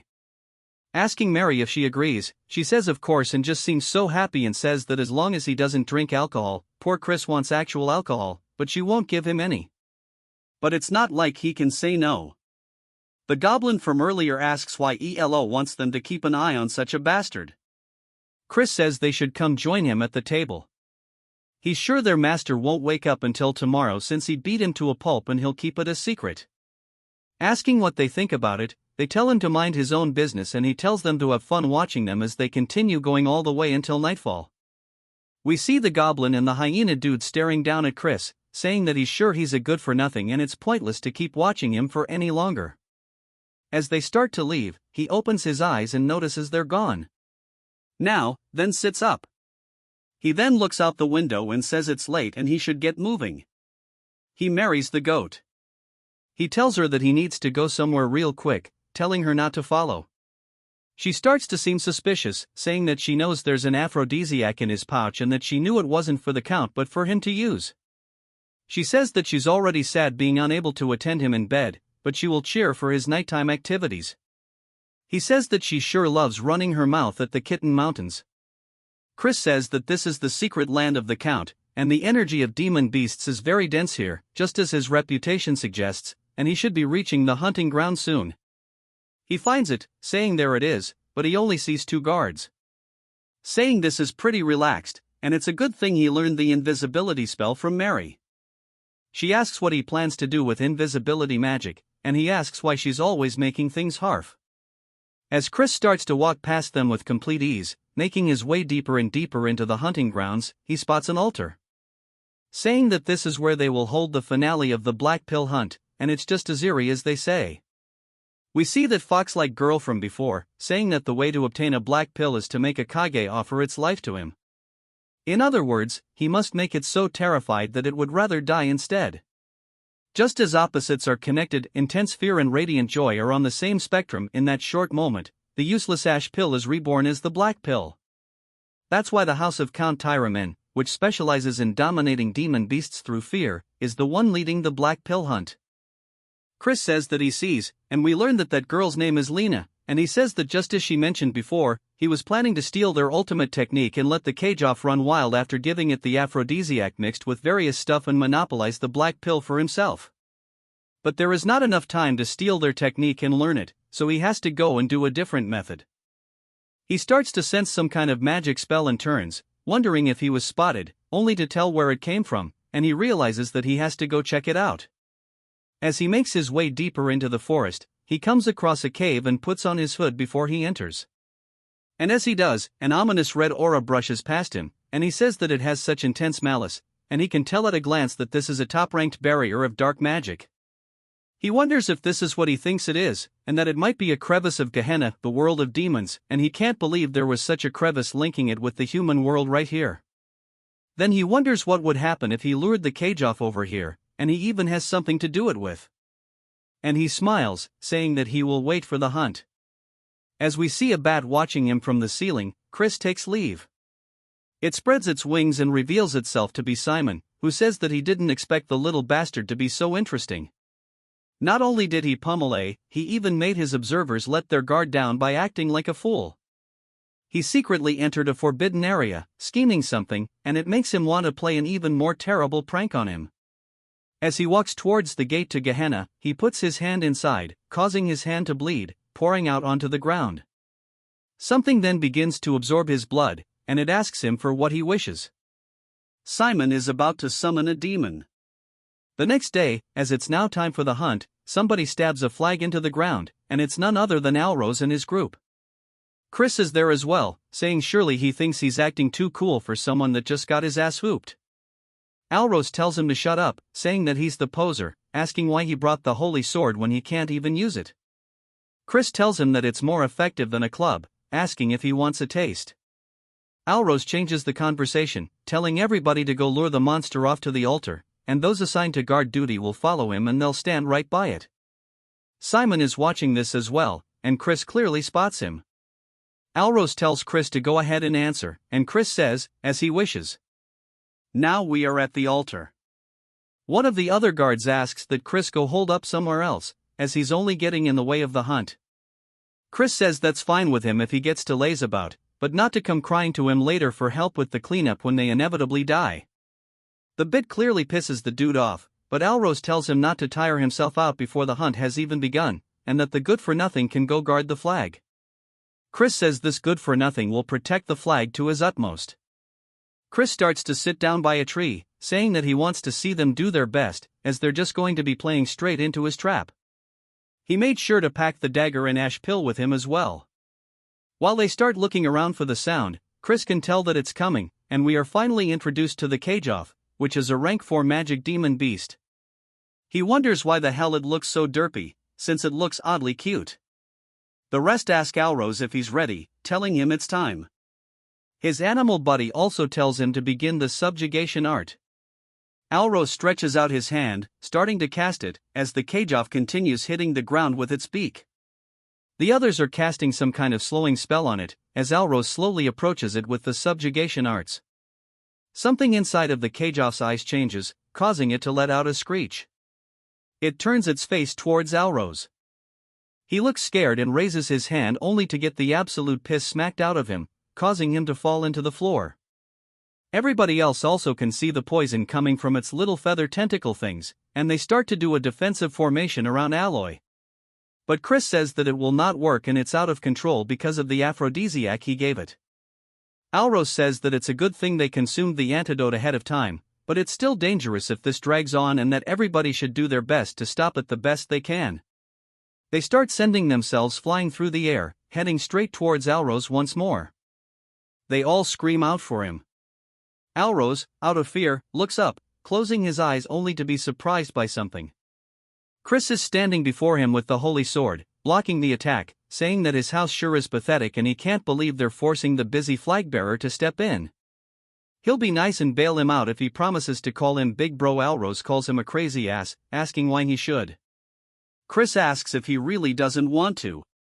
It's not like he is all the time in the world. Everybody else begins coughing due to the poison, and Alros grits his teeth, realizing he's right and tells him to help, calling him a bastard. Chris says that he better keep his promise, and he smacks the side of the Kage off the head. He then begins to use his own version of the subjugation arts, stretching around the side of the Kage, off restraining it. Alros is surprised, asking how he's using this. Chris asks if he really thought his family were the only ones who could use it, as long as it's not a secret technique, something like the intermediate subjugation art. This is nothing, as he rotates his body, grabbing onto the chains that have been created from the art. He then starts to pull back on them, kind of like reins, and jumps on the back of the carriage. It starts screeching and running, and Alros yells, telling him to wait because over there is a crevice. As he tries, warning him, Chris smiles, as he already knew this from last 18 night, he heads straight towards it. The carriage-off starts going crazy, and he says this is surely the first time it's seen the malice of Gehenna and tells the carriage-off to be terrified as its eyes, which were a very bright red, shift to a very bright yellow color instead. Chris said, now, as he tightens the grip on his dagger, stabbing the carriage off, killing it on the spot, the rest run in, asking him if he's okay, warning him that this cave is extremely dangerous, so they need to hurry up and get out. Chris tells them not to be such wimps and asks them what they should do if it turned out to be an ash pill and not a black pill. Alros starts to feel frustrated, and his boy asks Chris what the hell he's going to do about this because if he didn't intervene, but Alros tells him that this is enough and to leave it.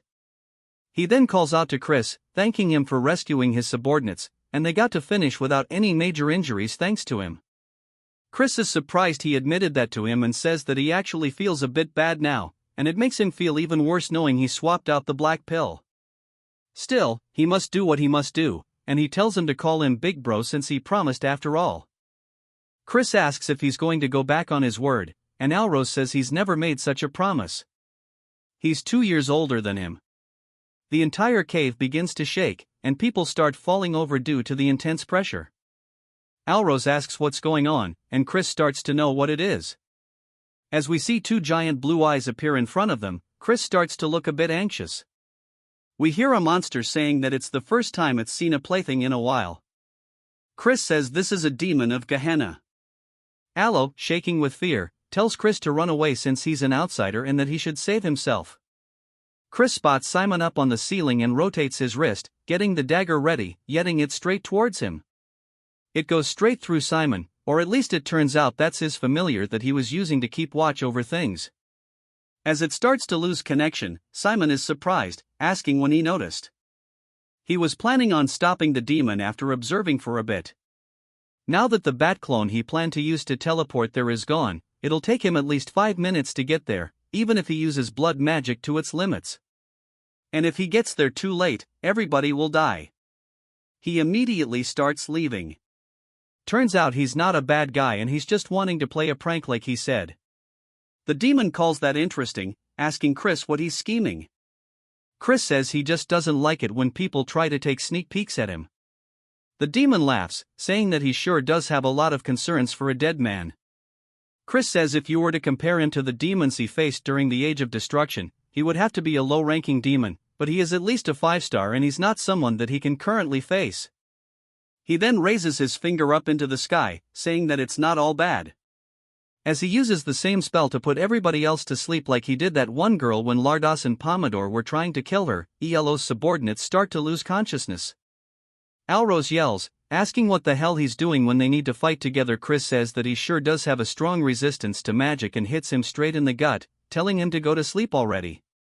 I think he just killed him. Rip the demon asks if he's going to offer them to him and that he shall spare his life and even personally bless him in exchange for the sacrifices. Chris tells him to stop yapping and it's his principle not to associate with demons. As he starts to unshed the holy sword, the demon recognizes it, saying that the idea is commendable but a holy sword that he cannot use is merely a piece of junk. As he starts to prepare a spell, it shoots out directly towards Chris. He blocks it with his sword, but it's not enough as it sends him flying into the wall of the cave, knocking him unconscious. The demon then grabs him by his arm and lifts him into the air, saying that he shall give him a chance to offer them to him and then he shall spare his insignificant life. Chris spits in his face and asks why he thinks he can't use the holy sword. He manages to free himself from its grasp and grabs onto his legs.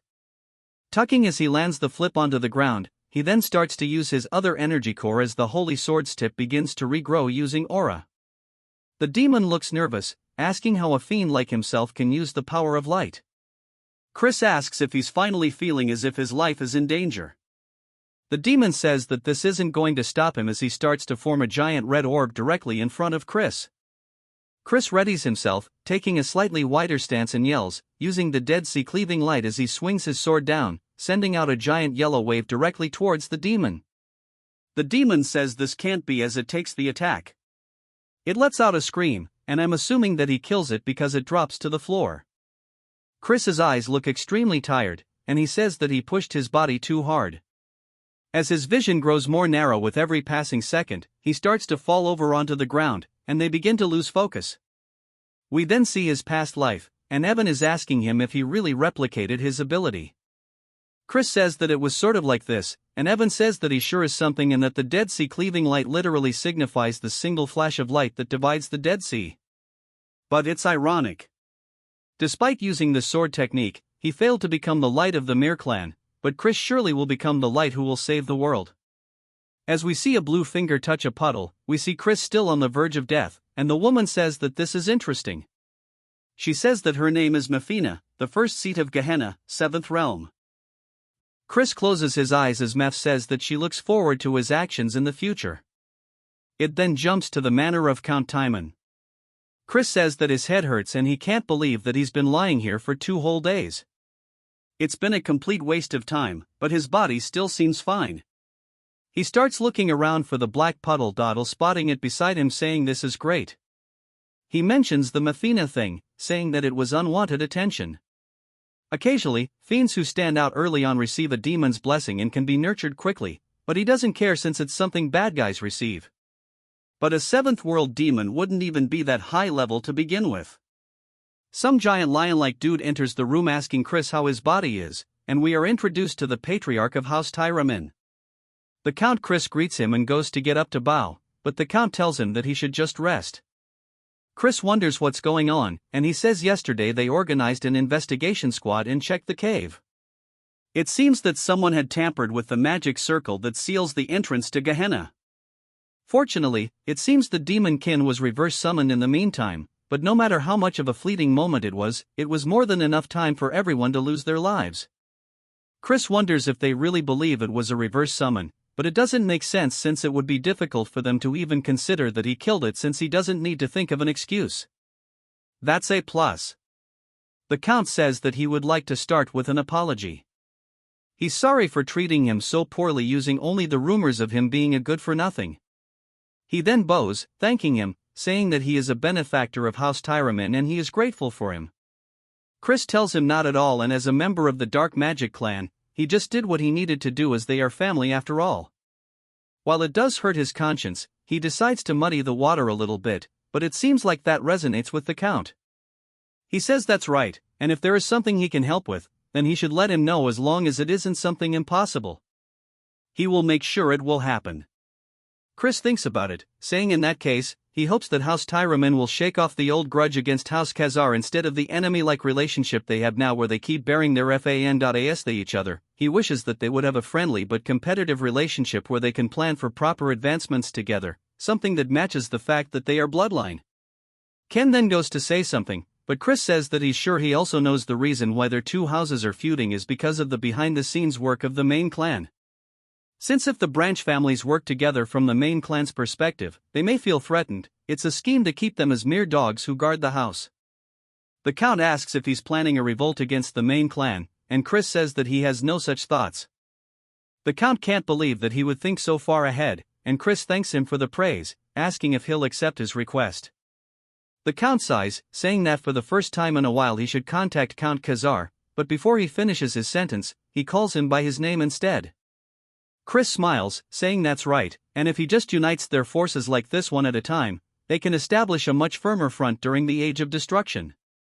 The Count then gets back to asking him what he's waiting for, saying that his son had something he wanted to say. Alros tells him to take this, and we see him embarrassed as he holds out the ash pill. He says when he came inside the cave, it was on the floor, and since he showed no signs of waking up, he made sure to take care of it. Chris says if it happens to be that he is so grateful that he wants to give him more things, he can do that too. Alros starts barking at him, and the Count laughs, saying that he shall give him a gift instead. It's a summoning stone that can store up to a rank 4 demon beast. Chris says this is a really rare item. The Count says that he'll also make a report so that he can participate in the Sacred Dark R and wishes him good results. Chris thanks him for both the gift and his encouragement. The Count then tells him to rest up as he and Alros leave. Chris smiles and tells somebody to come out.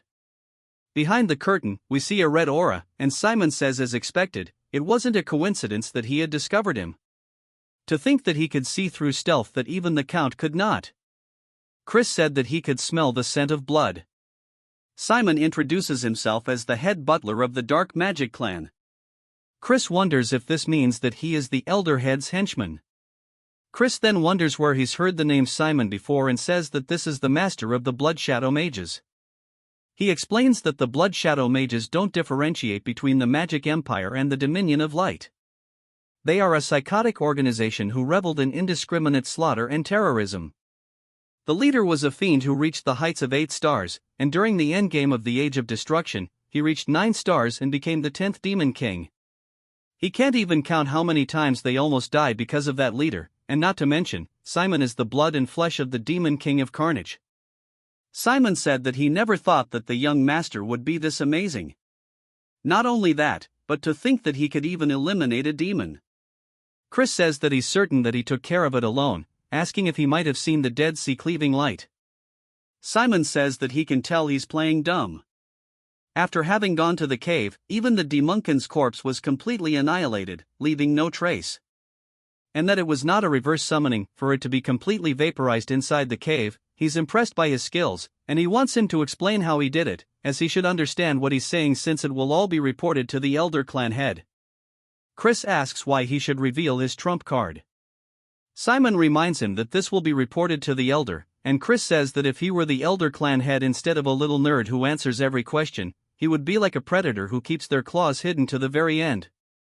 Simon looks surprised, saying that he surely is an interesting person.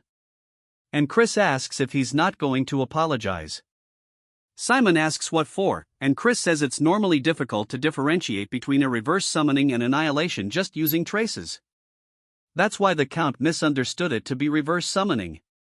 However, there must be a reason he believes it to be the opposite, and it's simple once he thinks about it, and that is because he was the summoner himself.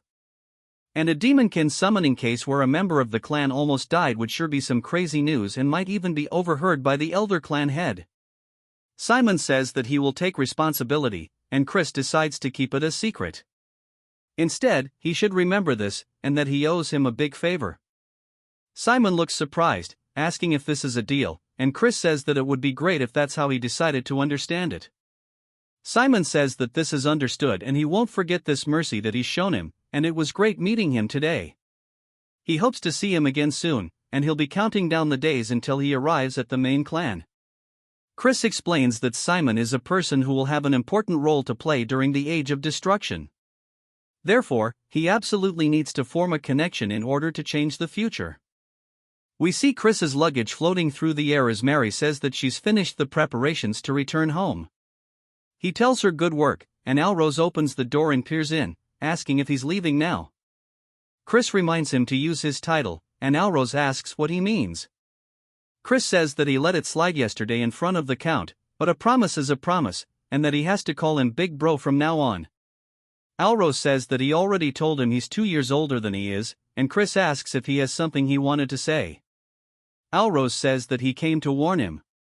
He said that they were all a family, and after hearing that, he felt that it wasn't right to do this to family and to be careful as he's already aware, but the one that was most against his attendance of the sacred dark rite was young Master Loin. He should know that even 2 stars are not of the same level between the main families and branch families. The greatest elixir, the ultimate techniques of the main family, and blessings of dark magic, the starting line for direct descendants is much further ahead than where they of the branch families begin. He's going to be easy pickings. Chris smiles, saying that he'll give him a warning as well and calls him Little Bro. He tells him not to participate in the upcoming sacred dark rite as he's saying this for his own good. Alrose says that he was only saying this out of worry and he's not letting him monopolize the pure dark energy. Chris tells him to keep this in mind no matter who his opponents are, they'll come to regret facing him in the sacred dark rite. Alrose starts to get pissed, and Chris tells Mary it's time to go. He tells Alrose to think about it and not to regret it later. He heads back to the house of Count Khazar. We see them going to find his brother but only being informed that he left for the training cave immediately. Upon returning, the butler says that he wished to train alone until the sacred dark rite. We see them finally catch up to him, and he calls him his full title, the Honorable King Emperor Majest brother. He says that he promised him that he'll duel him once he returns.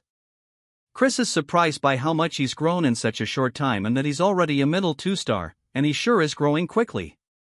He says that he's busy and needs to train. Chris realizes that he's also participating in the upcoming sacred dark rite, and that won't do. He tells him to wait for now and they can duel after he's done training and that he should train too. Then wants him to promise that he won't push it further back, and it won't be anything like last time, so to watch out. Chris says okay, and then walks away. Chris says that he sure is a stubborn brat, and we see a girl asking if he promised, and Chris says that he reminds him of her a lot. In the training area, we see Chris sitting in his bed looking down at the black pill thinking about it. He says he is half a month until the rite, and he starts to chomp into it. He says this tastes like straight ass. Then he lays down starting to actually try his best to absorb it as it floats through his pathways. He says it's more turbulent than he expected. He then starts to feel a weird sensation asking what this is and if that is light force he senses within the pill. He wonders if the elation that the monster experienced upon death became a part of the pill, and he says no wonder they are difficult for fiends to absorb. But that is all irrelevant to him as he continues absorbing it into all of his pathways.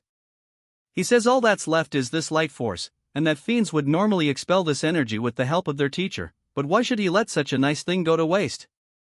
And then he's going to take it all into his light core and absorb both of them at the exact same time. As he has both light and dark flying through his pathways, each one going to their respective core, taking every single thing this pill has to offer, Chris opens his eyes to reveal a very bright light, only to close them once more to show off the darkness. This time, and then a little later, we see a woman telling someone to enter. He says that he has a report on the investigation she requested. He says that during the black pill hunt, there was an incident where a demon kin was summoned, but he survived it. He's sorry that the investigation took longer because he had to look into the incident as well. She tells him good work, and he says that unless she has any more questions, he shall take his leave. As she's looking at a photo of Chris, we learn that her name is Eidline. We then get another time skip of half a month, and there is knocking on the door saying that today is the promised day. Chris tells him to enter, and then does so. He's surprised. Chris says that since he's coming first thing in the morning, he must be really looking forward to getting plummeted. Then, he's just wondering what's going on since his presence leaks beyond what it was half a month ago and tells him not to make him laugh. Chris says that if he's desperate for a taste of an ass whooping, he'll grant him one right now, but if he wins, he should give up on participating in the upcoming Sacred Dark Rite. Then, he asks what he's saying, and Chris says that as he knows, it's a competition, and weaklings should stay out of it. Then, he tells him to shut up and raise his sword. Chris says that he's so blind to him showing brotherly concern, and he guesses that he needs to knock it into his skull for him to get it. Then, he dashes off the ground screaming it. Then, he jumps to Bro, being in the infirmary. He got off screen. Their father says that Chris went overboard and that the healer said that he'll be in bed rest for half a month. He guesses then we'll have no choice but to wait for the next rite. Then, he tries to argue against it, and Chris says that he wants a moment alone with him. His father says okay, and then he'll let them talk it out with his brothers. After he leaves, Chris approaches the bed, asking what he's pouting about and not to whine like a baby when he's the one who asked for the fight. Then, he says that he must truly dislike seeing him grow as he mocks him and looks down on his achievements. Now, he's deliberately injuring him so he can't participate in the sacred rite. Chris says that he's going to cry at this rate, and he thinks that they aren't on the same page. Here, he did that in hopes of him becoming stronger for him. If they compete against each other in the rite, he will forever lose his chance to obtain pure dark energy, and he needs to be rough because of how stubborn he is. Asking if he understands, but most importantly, pure dark energy doesn't suit him. Then, he asks what he means, and Chris says that his best suited energy is gray. Dark energy instead. We learn that just like how the power of light divides into various types, there are also a variety of dark energies. Pure dark energy is the highest attribute of all dark energies. Right below it is a gray dark energy, a type suited for curse magic. He says surely he's found it easier to master curse magic than swordsmanship. Then, he asks how he knows this, and Chris says that he can't tell him that he learned the future and that he should come up with a decent excuse, saying that he can tell that much while sparring with him. Chris tells him that if he takes in pure dark energy before he masters great dark energy, it can cause problems when he tries to learn it later. Of course, it won't be impossible since pure dark energy is the higher attribute, but he'll be impeded by its unique properties, and it will only slow him down. He wants to become as strong as possible as soon as possible, and he wants him to think these things over before participating in the ritual. This is his sincere advice to him as an older brother rooting for his younger brother's growth. Then, looks super touched, and then Chris gives him a gift. He sees it and recognizes it as an ash pill. Asking why he's giving him such a valuable item, Chris says that's because he's his little brother. Asking what other reasons he needs, he already ate something better anyway. Then, even starts to tear up and damn, this is just way too wholesome. He says, if he was capable of changing like this, he wonders why he acted like a turd. Even when their mother was on her deathbed, and if he knows how much heartache their mother suffered through because of him. Chris stares at him and sits down beside him, saying that he didn't understand it back then. It then jumps to later as the carriages come to a stop. Chris exits, saying that he needs a good stretch, asking how far they traveled since his whole body aches. He asks if it would hurt for them to open the warp gate, and he can't believe they're being this petty. This is going to change once he becomes the clan head. Mary then flies in, saying that she can't believe they're going on a date with just the two of them. Also, that this is making her heart go crazy. He says that she doesn't even have a heart, and he explains that because the main family limited him to bring in one companion, he can only come with Mary since she's attached to him due to their pact. He sees other people talking about him, and Mary says that he is already famous. We then hear Simon calling him the young master, and everybody else is surprised as they recognize him and they ask what the head butler is doing the greeting. The good-for-nothing Simon says that it's only been half a month, but he's managed to grow so much more. Chris asks if the elder clan head, Aid, has nothing better to do with his time. Simon says nonsense as he is here on his orders specifically, and that the elder clan head would like to meet him personally. Simon says that he doesn't even seem surprised, asking if he was expecting this. Chris says that no, he actually was surprised, but Simon says that's not what he saw. It then jumps to the clan head's room, and Simon says that he's brought him the clan head. The clan head says good and tells Chris that it's been a while. As we see Marion with him too, Chris starts to feel a very powerful gaze, saying that this presence is dominating and he can barely stand from the pressure alone. And for him to exude such dark energy despite knowing that someone of his level can't withstand it is pretty crazy. His hands start shaking, and he lowers his head, greeting the Duke. The Duke asks if he was not surprised by the sudden meeting with him, and Chris says that he expected him to call him the Duke. The Duke asks why, and Chris says that it's because a new star has appeared in the clan. The Duke laughs, saying that's correct. Neither Marion nor Simon could hold back their compliments, and yet he can't quite tell if he should have any expectations. Chris doesn't reply yet as the Duke continues, saying that no matter how great of a seed he may be, only time will tell how he will grow in the future. He could be a sapling that withers away. As soon as he sprouts above ground and Chris says that he is correct, he is still too lacking to match his expectations. The Duke asks if he's saying he won't be able to in the future, and Chris says that only time will tell if a sapling will surpass expectations and grow into a great tree, or perhaps it will even grow into an abnormality that even casts a shadow upon a great tree. At the very least, he knows he will not disappoint him. The Duke laughs once more and says that he shall have high hopes from him, and he is now excused. After he leaves, Marin asks him what he thinks, and he says that he was beyond his expectations. However, because he holds such great talent, his fate will be much more turbulent, and that she knows as well that the bloody winds blowing towards the magic empire will soon be coming their way, but that's not terrible news because a small hope has actually sprouted today. Marin looks surprised by this, and the Duke says that he might actually indeed be able to fulfill his long-desired wish. It is now the eve of the sacred darkness, and they start announcing the arrival of Count Khazar's eldest son, which is none other than Chris. I'll drip the hell out, people. Wonder why the Duke wanted to meet with a fool like him anyways? And they say that he seems like a jig. Chris says that he knew it and that he is way too handsome, and it's all because he's just too damn good looking. Mary, of course, is the ultimate hype man, saying that he sure is. He then spots some drinks and says that surely that's alcohol. As he walks over, the waitress says that he's not allowed to have any because he's underage. Instead of alcohol, he can have some ginger ale, and they even start laughing at him. Chris can't believe that these people are so damn lame, and he doesn't want ginger ale. He wants alcohol. They then continue to announce the arrival of the young lords and young ladies. As the doors slowly open, we see them all walking out into the room. We are formally introduced to Eskid, who was the second young lord, which we know of, Julienne, who was the first young lady who has also been mentioned, and now the ones who haven't, such as Jian, the second young lady, and Miss Ak, the third young lord. As they all start to walk forward, we see there are only 4 of them rather than all 5. Chris says that the first young lord seems to not be in attendance, and he wonders what Eskid will say to him since he's the victim of his little game. The one that solidified his reputation, Eskid, completely walks by not saying a single word, much to his surprise. Chris is just annoyed that he won't look him in the eyes after everything he's done. He guesses that he is no better than him. Julienne, though, raises her skirt, giving him a slight greeting, which also catches him off guard. But he recognizes her as Julianne and how his aunt told him to be careful of her.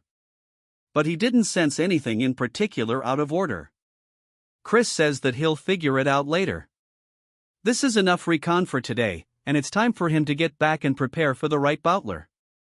Then, a butler then appears behind him, clearing his throat, saying that his name is Flower and he is a summoner working for a young masterloin.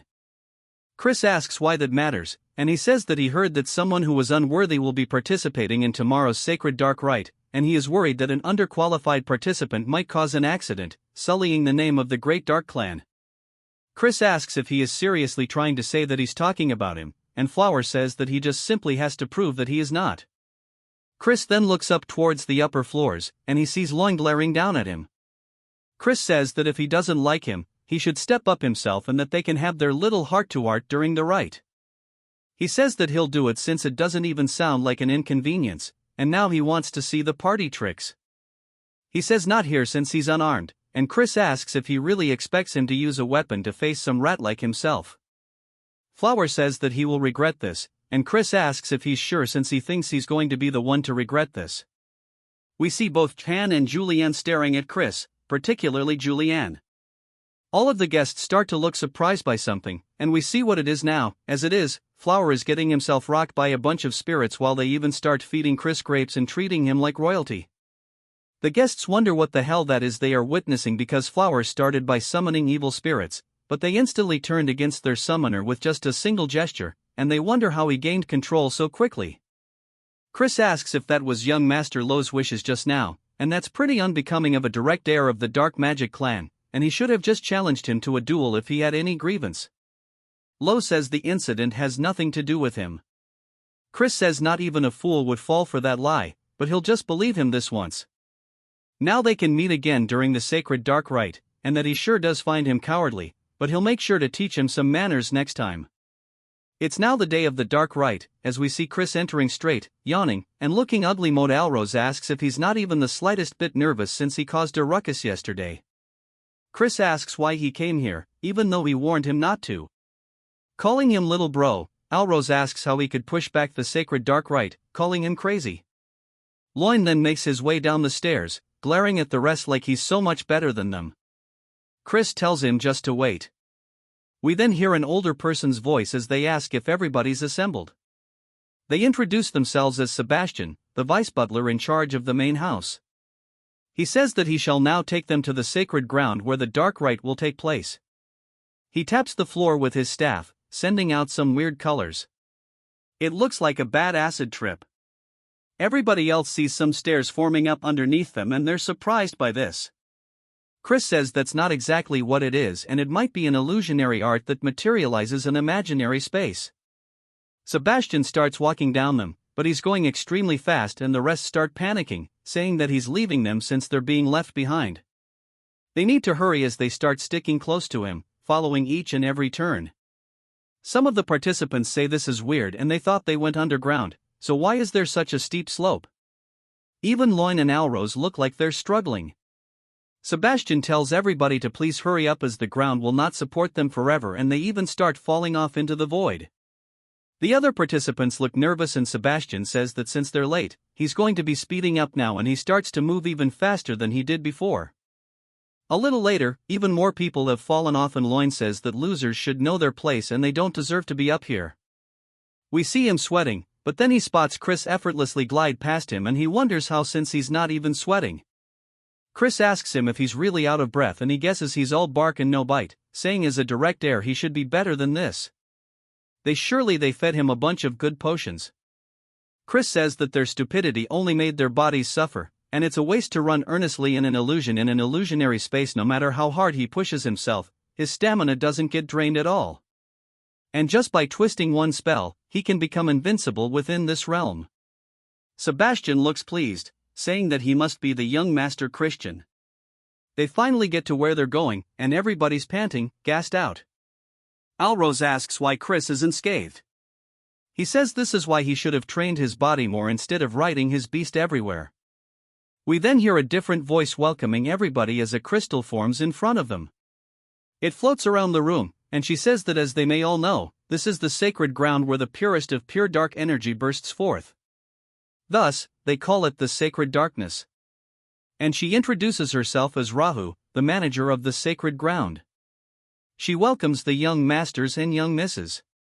She says what they will be doing today is obtaining the great pure darkness like the third-ranked demon king, the Dark Destroyer, the progenitor of the dark magic clan. A blue light then starts to form on the ground, weaving underneath every single one of them, and she says that there is not enough for all of them to share. All of the demon beasts inside will test their worthiness. Chris asks if all she's saying is that it's based on who arrives first, and she says it's very perceptive. Chris asks what if an unforeseen mishap occurs, making the competitors fight one another during the rite, and if they will be disqualified. She says that because each of them will be on a different path, they should not run into one another, but on the off chance they do, they should avoid conflict as the more time they waste, the better it will serve the other competitors. She starts to count down, saying that they need to focus up and prioritize their own safety. May fortune be with them as the countdown is finally ending. They all start running off down their own paths. We see Sebastian and Raha standing there, and Sebastian asks if she wants to bet some blood juice on who will win. But of course, she vanishes, and he can't believe that he got brushed off once more. We see Loin making his way forward down a tunnel. He spots a swarm of beasts ahead of him. They start preparing magic and leaping at him with fire in their mouths. He starts to imbue his hand with aura as he smacks forward, hitting one in the throat and quickly moving from wolf to wolf, getting rid of them on the spot. He says that at best, they are lower-ranked second-tier magic creatures and that these are nothing to him, an upper 2-star though. He's sure that Chris is having a very rough time right now. According to the rules, each path is supposed to have the same distance and time.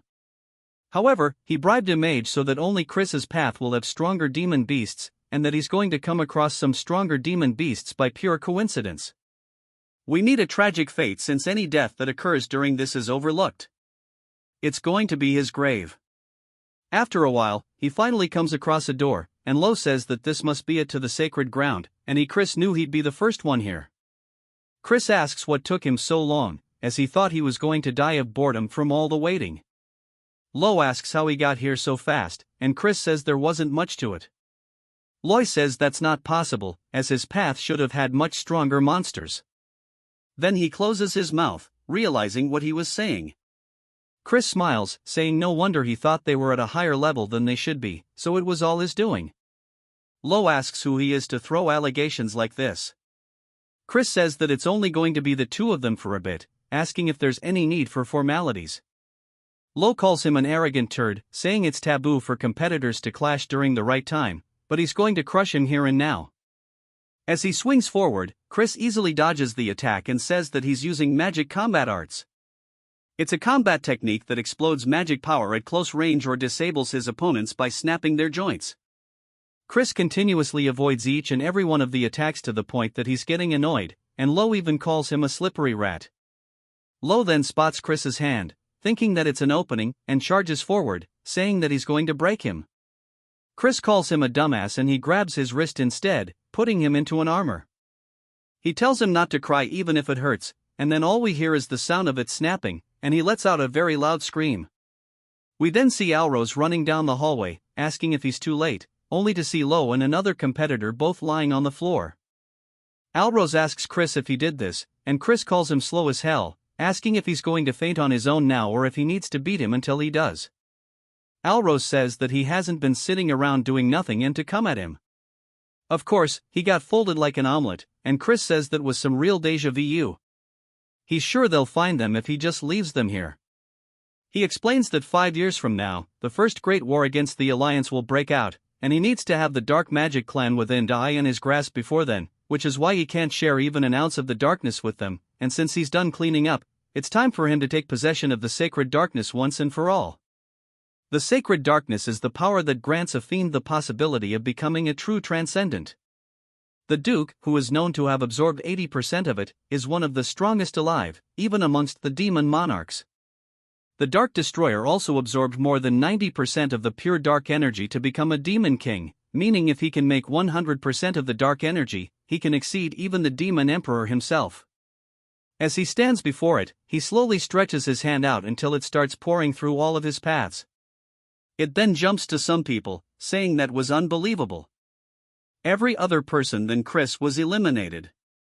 This is a disaster as the young Master Loin is in serious condition. They start saying that he probably used a trick or a banned magic tool and that they need to investigate thoroughly and punish him. Jian says that won't be necessary as that bastard won't be able to enter the sacred ground anyway. The fact that he hasn't left for 2 days must mean that unless this is all the time required to absorb the sacred darkness due to the quantity, he is already being crushed by the sacred darkness and died. Even the Duke had run into a limit of how much he could absorb, and that Chris is definitely dead and there won't even be a corpse. Left behind, as she walks away, she closes the door and looks pissed, saying that even if he comes back alive, she'll kill him herself because when her father died during his battle against the Alliance, only she and Loin were adopted by their uncle Viscount Langham. That's why her footing within the clan is already unstable, and since Lo wasn't able to receive the sacred darkness either, no one will support him in becoming the successor, and that she will pay Chris back for this indignity. Even some of them start saying that the good-for-nothing still isn't out yet and that he must already be dead and it's punishment for being greedy without knowing his place, and they say that even the ghost over there is waiting for her master, but she'll soon meet her master's ghost. Mary puts a hole into one of the bags, pretty much giving them a warning, and she says that her heart flutters as she waits for her young master, but if they keep being noisy around her, she'll turn them into ghosts under her control. They run away saying they're sorry, and she returns back to being a cutie pie, telling Chris to return quickly as a man who makes a maiden way is not cool at all. It then jumps to Chris, sweating hella, saying that this is an unending darkness that chokes the breath from his throat and that he's only around the 70% mark and that this is a lot more difficult than he expected, but he has to endure no matter what. The real test will begin around the 90% mark and if he takes in too much, he will die. Ceases his limit, his core will shatter, and he will die here before the war even starts. He then realizes something, saying that's right, and that if only he had a dragon heart, the dragon has the largest container for their core. So even if it's just for a few minutes, he can imitate its heart. There might be something about it. As he does his best to do so, even more energy is being absorbed, and it slowly starts to shatter. He says this is his limit and needs to stop. We hear Mafina asking him if he needs help. He then sees her appear in front of him in this subspace, and she's a big girl, but he is just taken aback. He asks how a demon is in this space, and she says that the power of demons is to communicate within darkness, and this poses no difficulty to her. And that it is possible for her to help him in this instance without any conditions. He asks why, and she laughs, saying that it's just a fleeting whim to take her hand as it will let him take in all of the sacred darkness. It then jumps to 1 week later, as the Duke is setting down his cup. He says that he would be hard-pressed to say that Chris is still alive when there has been no news at all. Marin seems confused, asking why he would be so greedy to this point. Simon says that Count Langham also agrees with him, and he wishes to close the pathway leading to the sacred ground. Soon, the Duke thinks about it and asks Simon if he will give the command. The Duke says that he is just trying to test this old man, and he asks Simon if he thinks that Reckless Child is still alive. Simon says the odds are close to 0 but that he is pretty interesting, so he doesn't actually know. The Duke thinks about it a little longer, saying 1 day and that they'll keep it open for legit just 1 more day. Marin sighs out of relief, and Simon says that he'll go spread the word. Chris's course gets overflowed by the pure dark energy, as a result his heart is paining and can explode anytime. This mommy demon tells him to grab her hand before it's too late. Instead of taking her help he stubbornly refuses.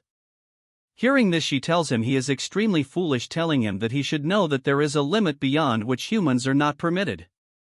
Hearing this our Chad gets pissed, telling him that it seems like he is forgetting something. Since they are currently in a world full of concepts. What our Chad does next shocks her, as our Chad starts glowing like his hair turns grey and his eyes turn red. Our Chad has grown red horns and transformed into a demon. What he just did now is demonization, shocking her. Looks fire, to be honest. This technique is the Mystic Clan's ultimate technique. It is a forbidden spell where a mortal temporarily transforms into a demon to bring forth explosive abilities. Although it is powerful, it is lethal to the user. In the past Lena died after casting this spell. It's probably that fox girl who taught our Chad all info about the demon clans. If he were to remove the parts of the spell that amplify dark energy, he can use this world's dark energy to his advantage and form a bowl to collect the energy without accruing any penalties. As our Chad forms the bowl gathering the energy and slowly and steadily the dark energy starts accumulating. Since this plan worked with this container, he can collect beyond 90% purity and make all the sacred darkness his. The demon mommy is in disbelief that our Chad formed a black crescent. It's not possible that a mere mortal no different than an insect has shed his body, in order what she said that he has surpassed human limits. As he gets all classy telling her that it's because he is genius. As he exits the space he tells her that she can go on living her but she will take her leave. As he was leaving she tells him that she will see him another time. Hearing this our Chad turns around and right before the portal closes he takes out his middle finger telling her to piss off. She remains quiet for a while then figure out what he means, and starts laughing. Our Chad gets out cursing her telling her that he would be crazy to see her again, call her a raucous demon. Our Chad wonders how much time has passed. According to him it must be a week so the family must be in chaos.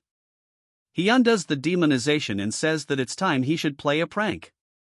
After some time a butler barges into the Lord office telling him that Chris has returned. Hearing this everyone in the room is shocked telling him how it is that he is still alive. The acting head let's call him Donkey tell the minion to elaborate what happened. He says that our Chad survived with his life hanging by a thread as a result he is extremely fatigued. From what the healer said he is sensing pure dark energy but it's a mess. So it will be difficult for him to utilize the energy forward the energy. One turd curses our Chad telling him that what can they expect from a turd like our Chad and there is no way he absorbed more than 80% of the sacred darkness. The energy was wasted because of this and one fatso tells the Lord that our Chad must take responsibility of this. With a cold face he tells them that he will keep note of this and tells them to leave since the meeting is done for. After they are gone he asks someone if the report is true. He says that he observed our Chad next to a healer and it is clear that a problem had occurred with his core. Hearing this he continues to tap on the table and the old man nervously sees him being quiet. As he gets colder he tells this guy that Loin needed to become the young lord, a sacrificial lamb and the key to their plans with the poison magic clan. This crazy donkey says that their plan of eradication all with something called Jupian has been postponed. As for Chris it's unsettling that his father is paying attention to our Chad and because of him the flow of the river is disrupting. Hearing this the man keep quiet as if he needs to go to the toilet. After a few more of this annoying tapping he orders his to bring Chris down to the darkness hall the following day. He will announce Chris's coming of disposal before vassals. The next day as our Chad was summoned, he thinks that they are desperately trying to get rid of him. Since they gathered all important people here for this meeting. This donkey asks our Chad if he is aware of the sins our Chad has committed during the sacred rites. Our Chad says he is aware all while the leader is seeing a distorted core. He asks Chris to elaborate and he says that his peers are unworthy of their lineage so he should have pummeled them even more. Hearing this an ugly female wearing a suit gets angry. The donkey explains that our Chad's mistake was that even though he was able to monopolize the precious resource of the dark magic clan, he wasn't able to produce a result befitting of that privilege. Chris asks him by what measure did he use to exactly come to this conclusion. He says that a purity of 70% is a bare minimum. Our Chad asks him what sort of punishment he would befallen him if it's below 70%. This fish face says that he will not inherit any of the dark magic techniques. Additionally, he will forever be barred from entering the grounds of the main house, and his succession of the house of Count Khazar will be denied as well. Our Chad acts as if he doesn't care telling him how he is going to measure it, as it seems even he cannot fully measure it. That's when the fake Eskid raises his hand telling our Chad that he's CA help. He says that although Christian's core is in chaos, a dark energy clash should be able to measure his purity.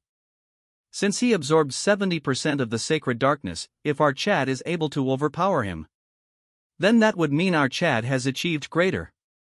A dark energy clash is a battle purely measure the superiority of one's dark energy against another's. In a battle purely, to measure the superiority of one's dark energy against another's. Given the same amount of dark energy, whoever possesses more pure dark energy would overpower the other in an instant. But when pure energy of similar ranks clash, the one with higher purity would be victorious. According to our Chad, it's the perfect way to destroy his core. He thinks to himself that this guy is more sinister than he had expected. Before they began, our Chad has a condition: if he were to achieve a great enough result, they must support our Chad and allow him to attempt the test of the young lord. Hearing this, a few get shocked, but his third brother agrees, telling them it doesn't matter if one is of direct bloodline or a branch family when aiming for the seat of the young lord. As the other remains quiet, he says that it's the way the magic empire for the strong to lord over the weak. As he gets onto the stage, he tells Chris that during the dark energy clash, if one doesn't have sufficient control over it, it could hurt your core. So to match his rank, he will only use dark energy of only a beginner 2-star level. As they reels their energy, our Chad tells him that he doesn't need to do that and should worry about his precious core. As he releases his energy, the turd says that hearing him speak such word makes him look forward. As they collide, our Chad instantly overpowers his 2-star dark energy. This turd is shocked because his dark energy was nullified without our Chad gathering any strength of his own. He uses the dark energy of an expert 2-star, but the results are the same. Our Chad, seeing this display, says that it's an utter disappointment. He angers him more, telling him that he was acting so high in might yet he is this weak.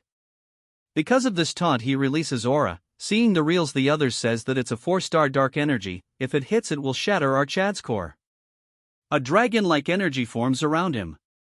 But another dark energy forms from the other side. A huge claw large enough to squash it forms.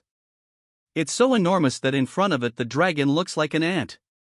As our Chad tells this turd that during an energy clash, if one doesn't have enough control, one could hurt his core, so he should be careful, as the energy damages his core, making him scoff blood.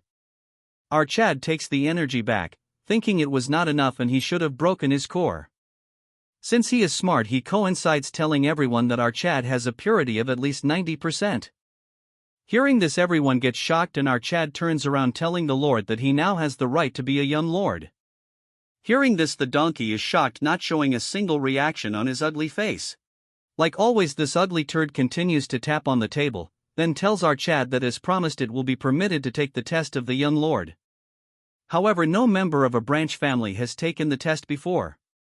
As the acting head, he will randomly select a test for our Chad. Chris thinks to himself that what he is saying is that he will give him a test that'll be impossible for our Chad to pass. His qualifications will be assesses at 2 different points. First, he will prove his talents. Next, he will need to achieve a feat befitting of a young lord. Our Chad asks him how he is going to prove his talent, and the turd asks him to reach 3 stars in 3 months. Our Chad remains quiet, telling him if that is all, stating that he is a genius after all, so it won't be that difficult. The man remains quiet, then says that he is looking forwards to seeing what he achieves in 3 months. Later that in a quiet room, the turds sit across each other. As the retard sips tea, he is disappointed on Eskid, and he says that it is all his fault for having underestimating our Chad. Because of this, even his core took a blow, so they must deal with him quickly before he becomes a problem. He tells this junior turd to not worry, since he should be aware why they intentionally go out of their way to not absorb more than 70% of the pure dark energy. The higher the purity of the absorbed dark energy, the more difficult it is to raise the rank of said energy. It is exponentially difficult. In fact, achieving a mere 3-star level will take multiple times longer than others. So he asks this turd what he thinks will be the case when he has absorbed 90%. So no matter how much of a genius he is, he won't be able to overcome that wall.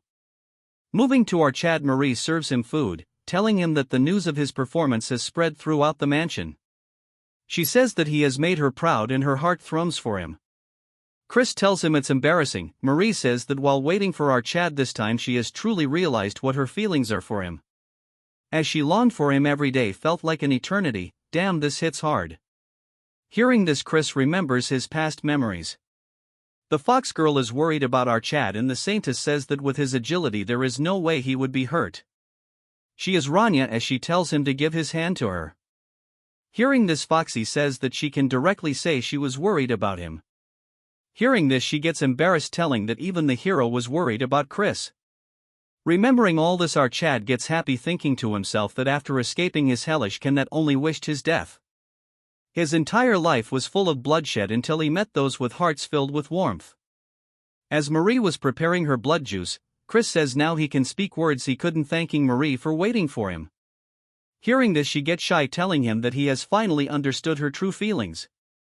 She acts like her heart was racing. Hearing this, Chris says she doesn't have a heart to begin with. She is so cheesy that she tells him that it was stolen by our Chad. Chris says that since she waited for him, he will give her a reward, offering to go on a walk with him. Hearing this, she starts acting crazy. She gets all dressed up as they go on a walk. What a piece of art, she'd better get a body soon. Chris thinks it's cool to relax once in a while, and she still has to reach 3 starts in 3 months. He thinks that it will be tight, and even with the guidance of the branch family tutors, still handling over 90% darkness will be difficult by himself.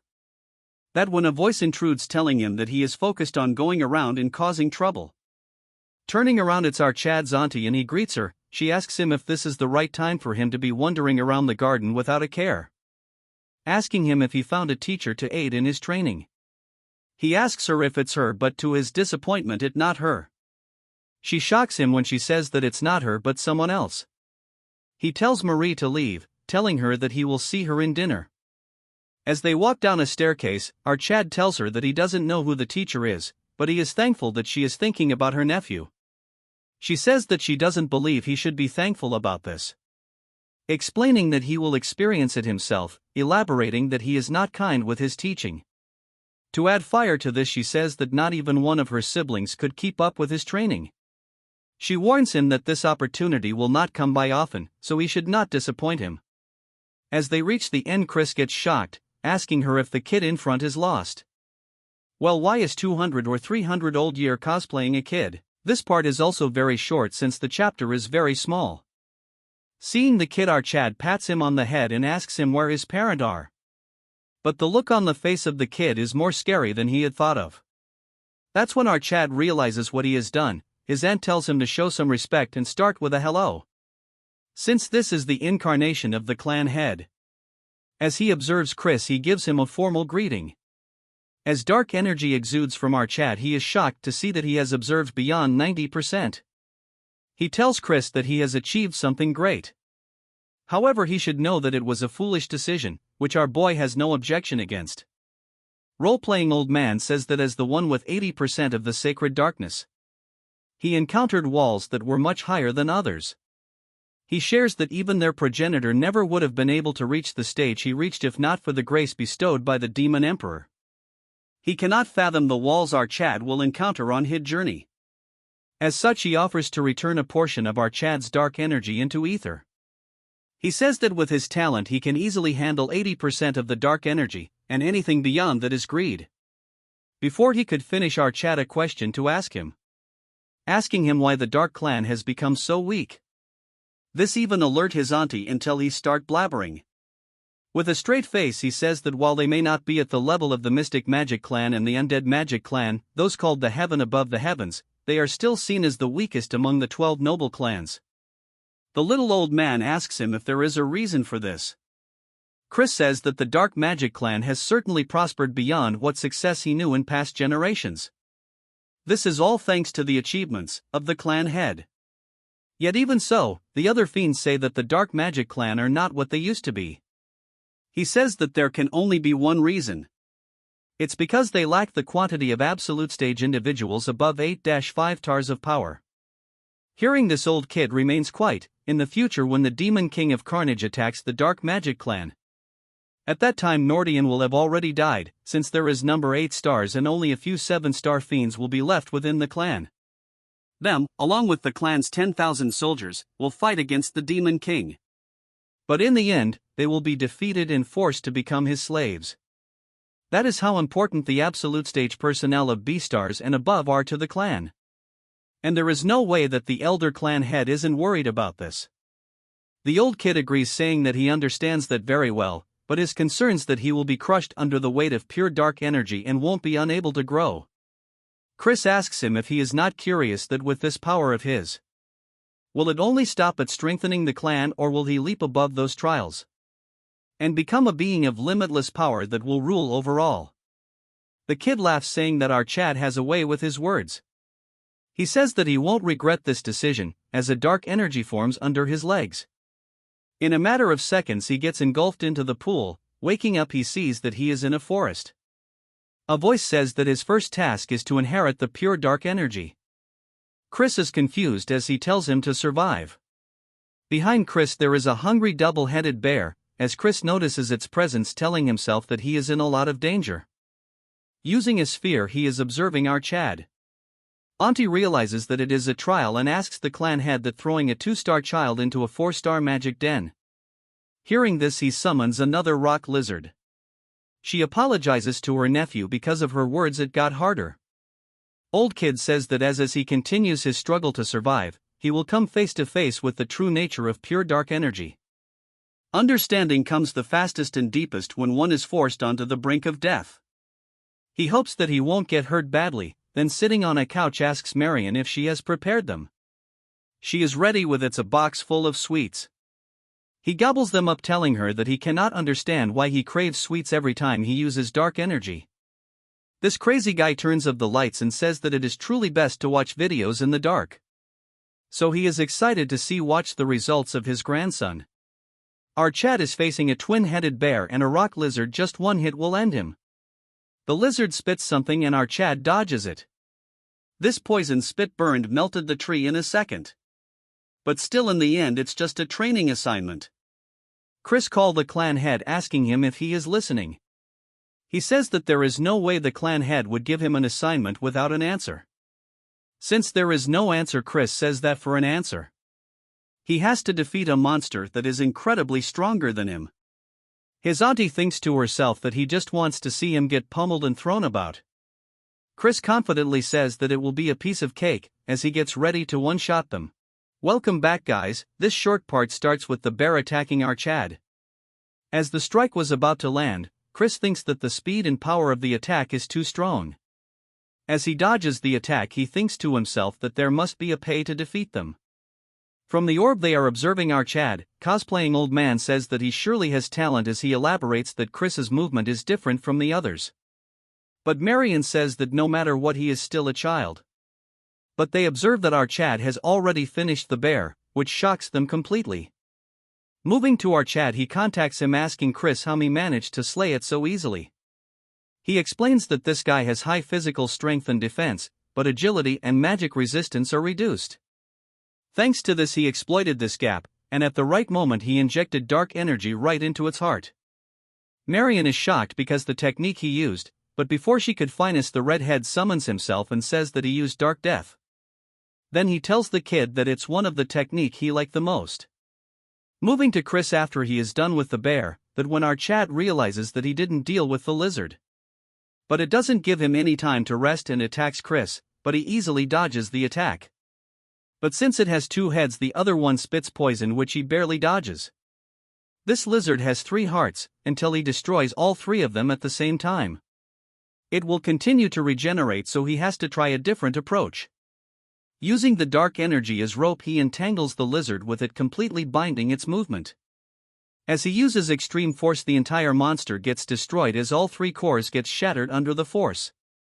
Crazy Redhead says that what our Chad used was an applied version of dark destruction. Cosplaying Old Man says that he cannot see properly, so he should move aside. As he continues to get crazy, he asks Marion if she is the one who taught him this, but she instantly denies, telling him that she has no idea. He says that it's not something one can learn, but Redhead says that then there will be no need to learn dark magic. As for the clan leader, he remains quiet. Since our Chad is done dealing with them, he gets transported back to reality. And with a fox-like smile, he says that he had to think a lot, but it was a great lesson, giving credits to the leader. To add oil to the fire, as Marion and Redhead remains quiet, he says that thanks to the Lord he was able to learn how to apply dark magic on his own. He says that arrogance is a no, but he will begin the full-scale training of dark magic. He tells the turds to get out as they follow his orders. As they leave, Marion is concerned because this kid might be too hard on our Chad. He tells Chris that before the first magic transfer, he gives a question about what he thinks about dark magic. Chris tells him directly if it is to dominate the opponent with perfect dark energy. Hearing this, he asks him what perfect darkness does he mean. But Chris is nervous as he doesn't have an answer for this.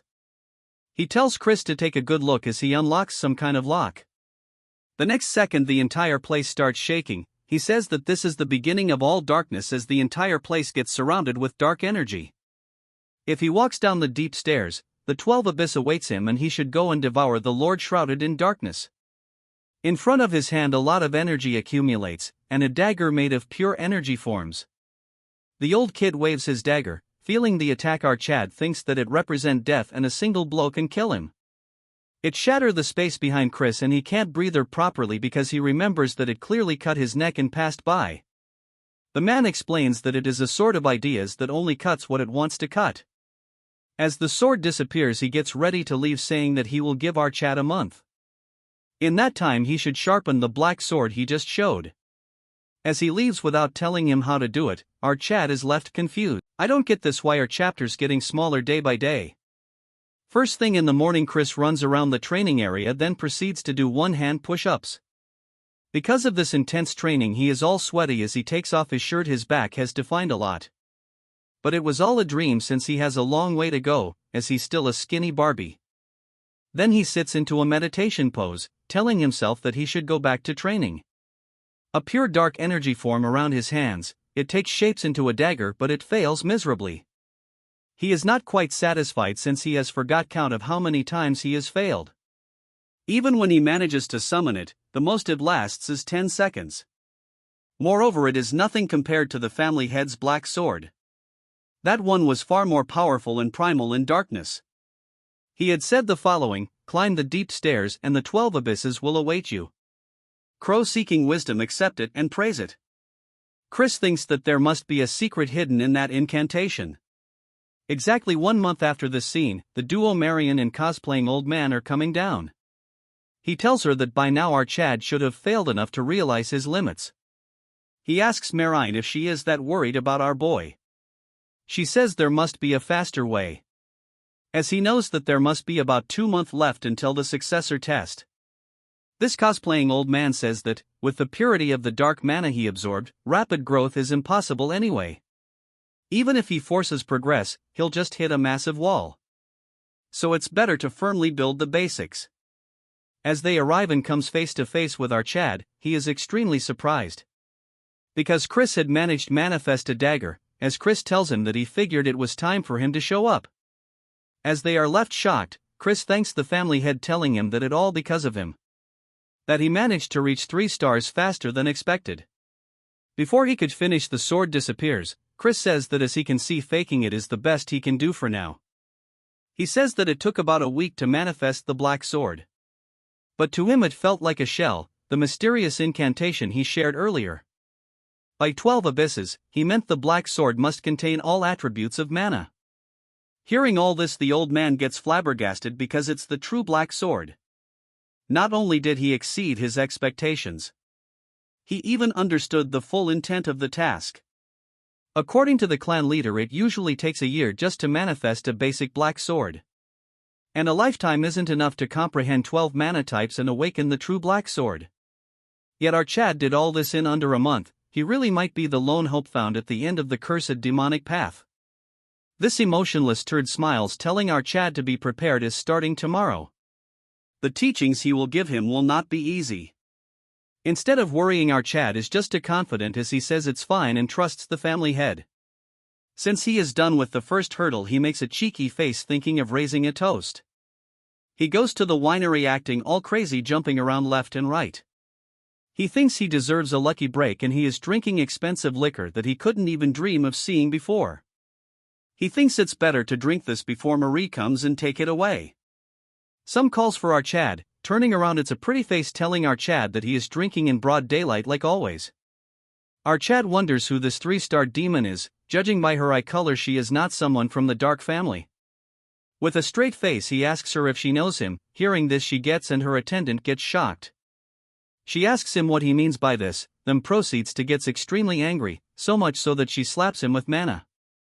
Because of this, our Chad falls to the ground, and the attendant tells her to let go, since there is no need to get associated with trash like our boy.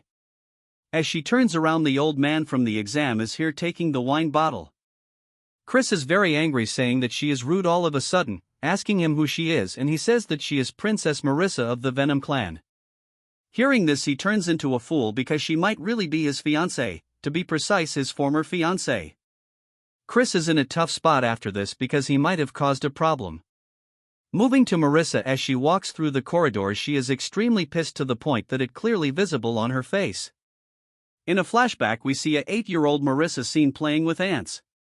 She thinks to herself that everyone is just going to talk to her brother, so she cannot understand why her father brought her to the dark family. As she was focusing on her ants, the busybodies tells themselves that she is an illegitimate child, saying if the Duke has lost his mind or what. Since his son is useless, they thinks that he is trying to sell his daughter off for a son-in-law. Feeling a presence, Marissa looks up to see Chris. He tells her what a kid is doing here all alone. Seeing him for the first time, she got charmed. Guess our boy got the looks. She says that she is not a kid, but Marissa, hearing this, our Chad calls her by her name. Then he proceeds to introduce himself. Hearing this, she realizes that he is the son of Count Khazar. Chris tells her to not mind what the adults have to say, and suggests her to pay them back when she grows up. At first she is taken aback, then she says that she will become the strongest demon and crush anyone that looks down on her. This even woos the original Chris as he blushes, telling her that she has ambition, as she gets shocked that the spirit of a true dark family demon. He gets up, saying that since she is going to be the strongest, he better stay on her good side. He puts his hand forward, calling her the future strongest demon lady, saying if she will give him the honor of showing him around the dark family state. Hearing this, her face turns completely red. Moving to the present, she is trying to forget all this, saying that all this in the past. Even if the engagement was arranged for the sake of peace between the two families, the future she once dreamed of that kept her awake at night, that version of her is gone now, as rumors of his bad behavior has reached her ears, as tears overflow her eyes. Then a second later she reaches the Patriarch's office as he welcomes her. She greets him and he says what is her purpose for coming here. She says that he should be aware that a relic has appeared in the neutral zone between two families. This ugly turd asks her what the Venom clan plans to do about it, since the last time they took the relic. So he asks him if he is planning to concede this time, but she says that won't do, asking the leader if he would do the same if he were in the same position. With some grace he says that what she is looking for is a fair competition. She says that each family will send a team and whoever finds it first keeps it. But the team should be limited to 10 demons each, 3-star or lower, to prevent direct conflict between their families. She is smart as she says that if they were to suffer heavy losses, only the enemy will benefit, especially with the current instability in the Four Kings domain. This tapping master taps his table and tells her that he accepts their terms. She is actually smart, so she doubts why he is agreeing to this so easily. He adds a condition that if the Venom clan break the agreement, then they will claim not only this relic but the one they took last time as well. She wants him to elaborate what he means, and he says things like using underhanded tricks or sabotaging their team, since traps and ambushes are her speciality. With a serious look she tells him that it won't happen and accepts their additional condition. The turd then asks if she is personally going to lead the Venom clan's exploration team.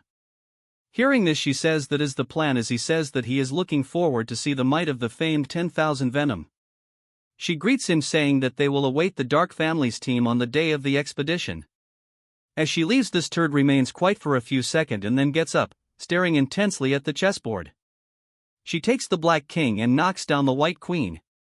As the king stands tall, this malnourished turd says that for Marissa, a beautiful stage filled with screams set. 2 months have passed and the seasons have changed.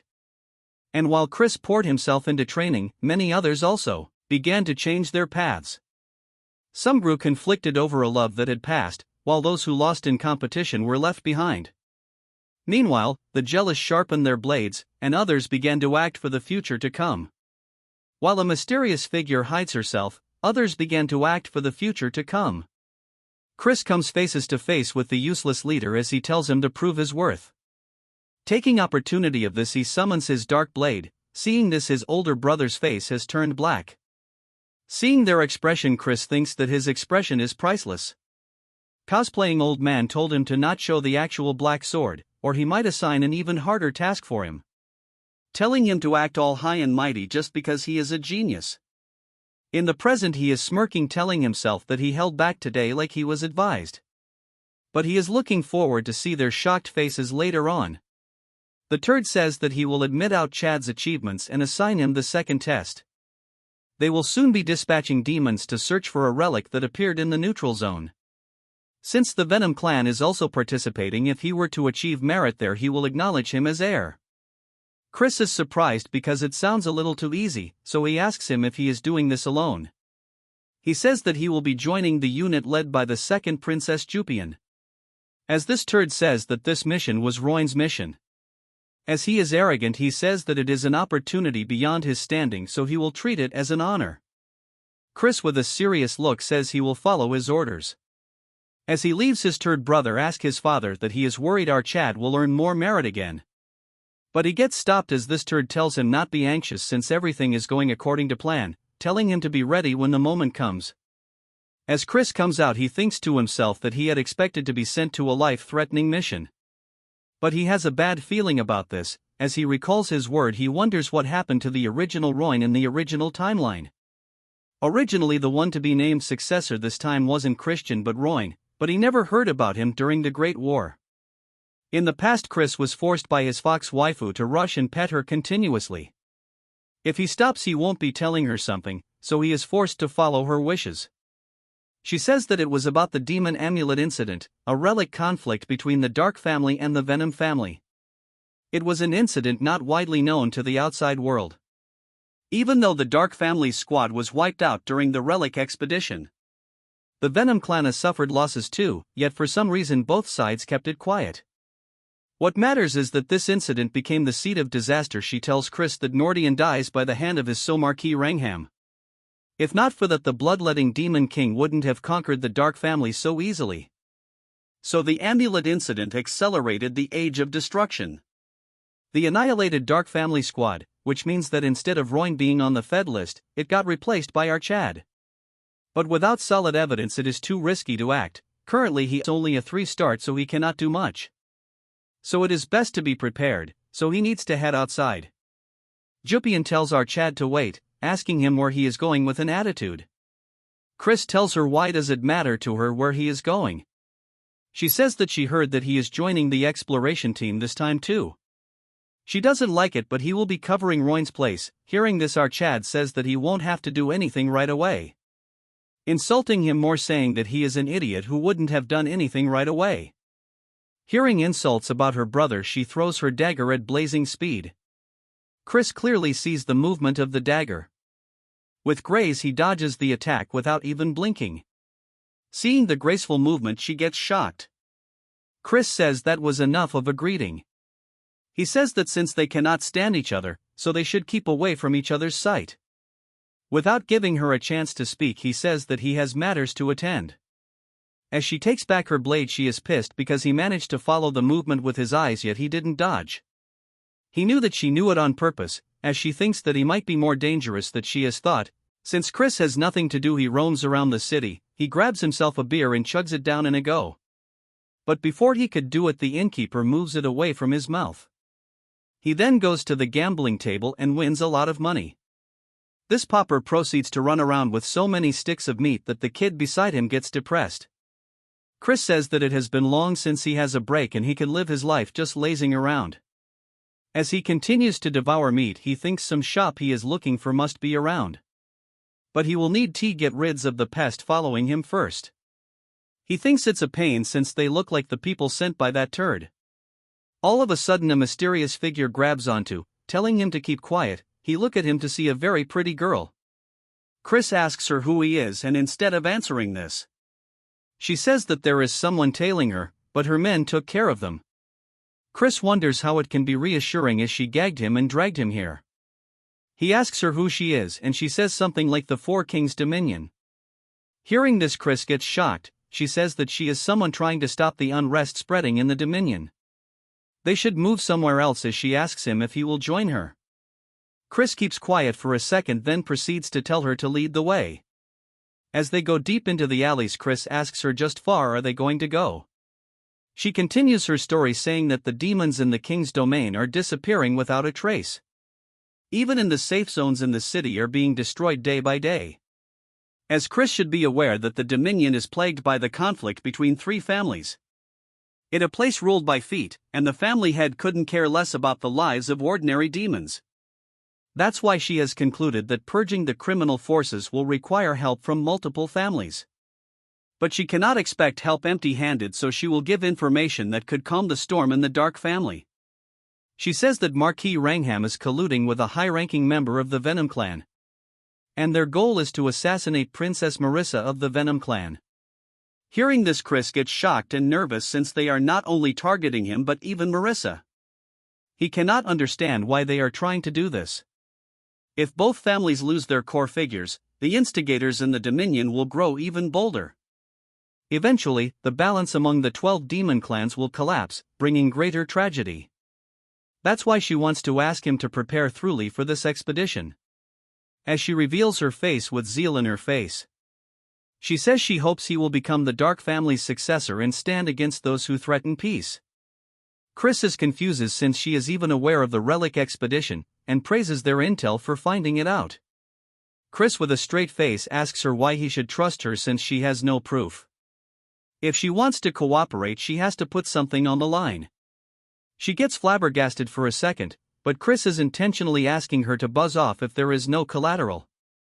She tells him to wait and pulls something out from her robe. Seeing this, he gets shocked to the point he gets quiet. As he bids her farewell, she turns around as well and a figure emerges from his shadow, as she tells it why she cannot show her true self to Chris. A demonic figure says that it's for her own sake, because if Chris ends up in danger and drops her information, it will only make things worse. As she starts transforming, she tells him that she will watch from the sidelines for now, and she goes by the name Idrin. Moving back to Chris, he walks normally but then starts laughing like crazy. Because she have him a VIP card, which is exactly what he was looking for. The Dark Auction House, a secret method of dealing in smuggled relics and rare creatures. Only nobles or verified rich buyer are issued entry cards. Back then none of the hero party had a card, so it was very hard to enter this place. The card states the name Ria de Wolfman, which is a never he never heard before. He remembers about what happened earlier, but it's too early to trust him. So it better for him to prepare a bit more for the expedition. Chris tells a man that he wants to send a carrier pigeon. The man tells him to write him a message and send it. Chris writes something that is unreadable for us as a cute owl flies, while Chris sees it leave. He tells himself that this is done, now he has to pay a visit to some guy, Sue at his Barbie outfit. Our new Chad, after turning into this masked dandy, goes to the black market. But he gets stopped as a nobody says that there isn't a place for someone like him, so he should get lost. Since Chris doesn't want to talk rubbish, he shows his card, saying if he will say this even after showing this. After seeing the card, he gets baffled but gains his composure, saying that he apologizes and he will show him the way. After going inside, the entire place is filled with luxurious items. Amidst this, our Chad is busy collecting aura points. The attendant gets shocked welcoming him, asking if he really is Ria de Wolfman. Chris the retard says that yes, he is Ria de Wolfman for today, and if there is a problem. Even this guy won't believe it since his voice sounds fake. Moreover, it's the voice of a dude, but since he cannot do much, he says never mind.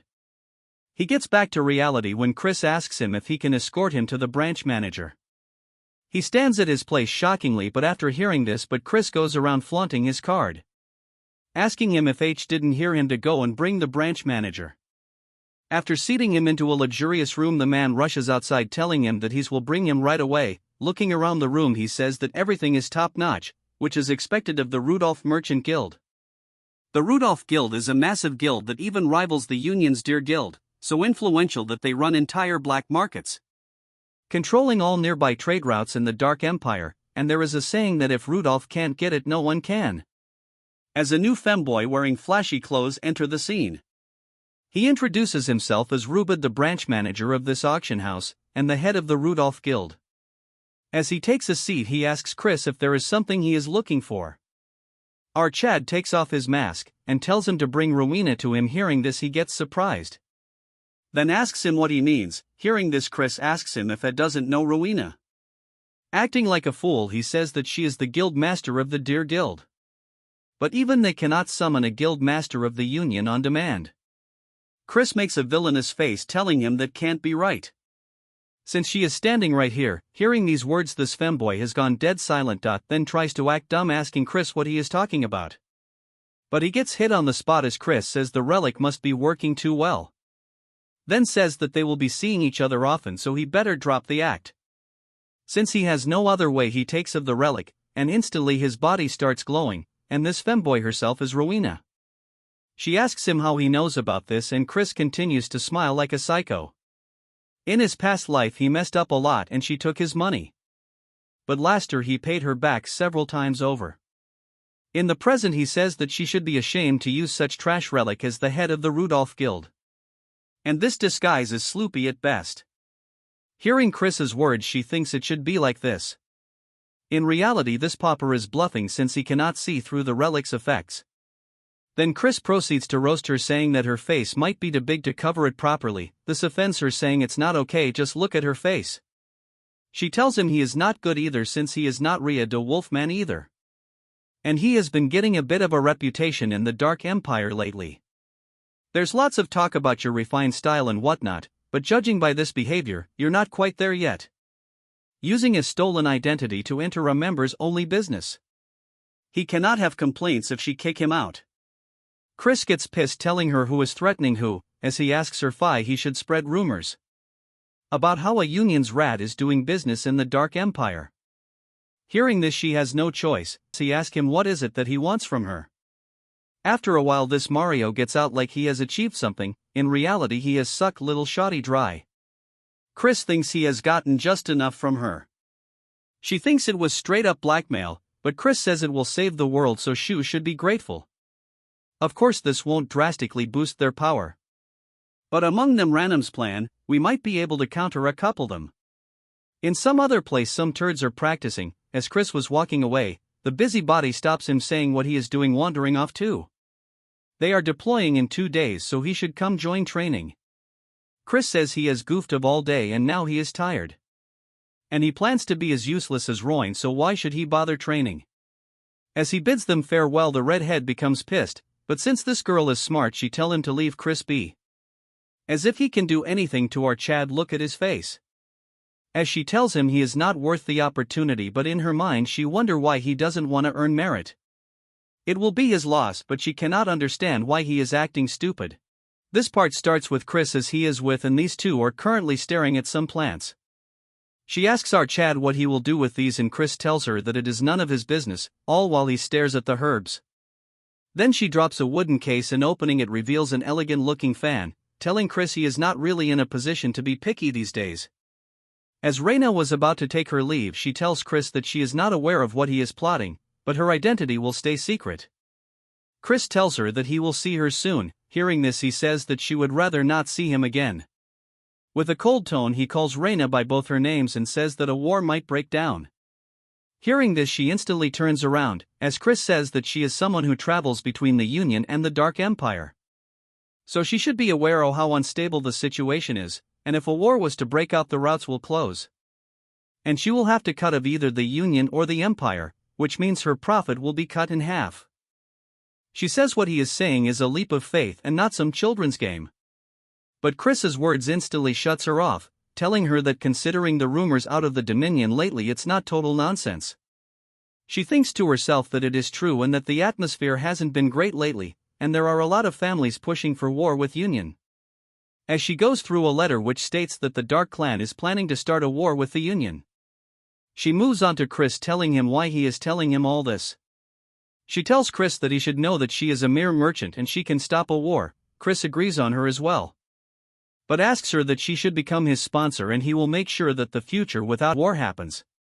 She gets even more confused as she tells him how he will go around this. Chris says that she should know that for the Dominion to wage war, they have to pass through the Southern Magic Nation, where the Dark family resides, but if he were to become the heir this time and prepare for war, they must avoid the worst, and that's her only chance to keep her revenue from being halved. After finishing his sentence, Chris lends his hand to her, and seeing his eyes, she sees that he doesn't have the eyes of a liar.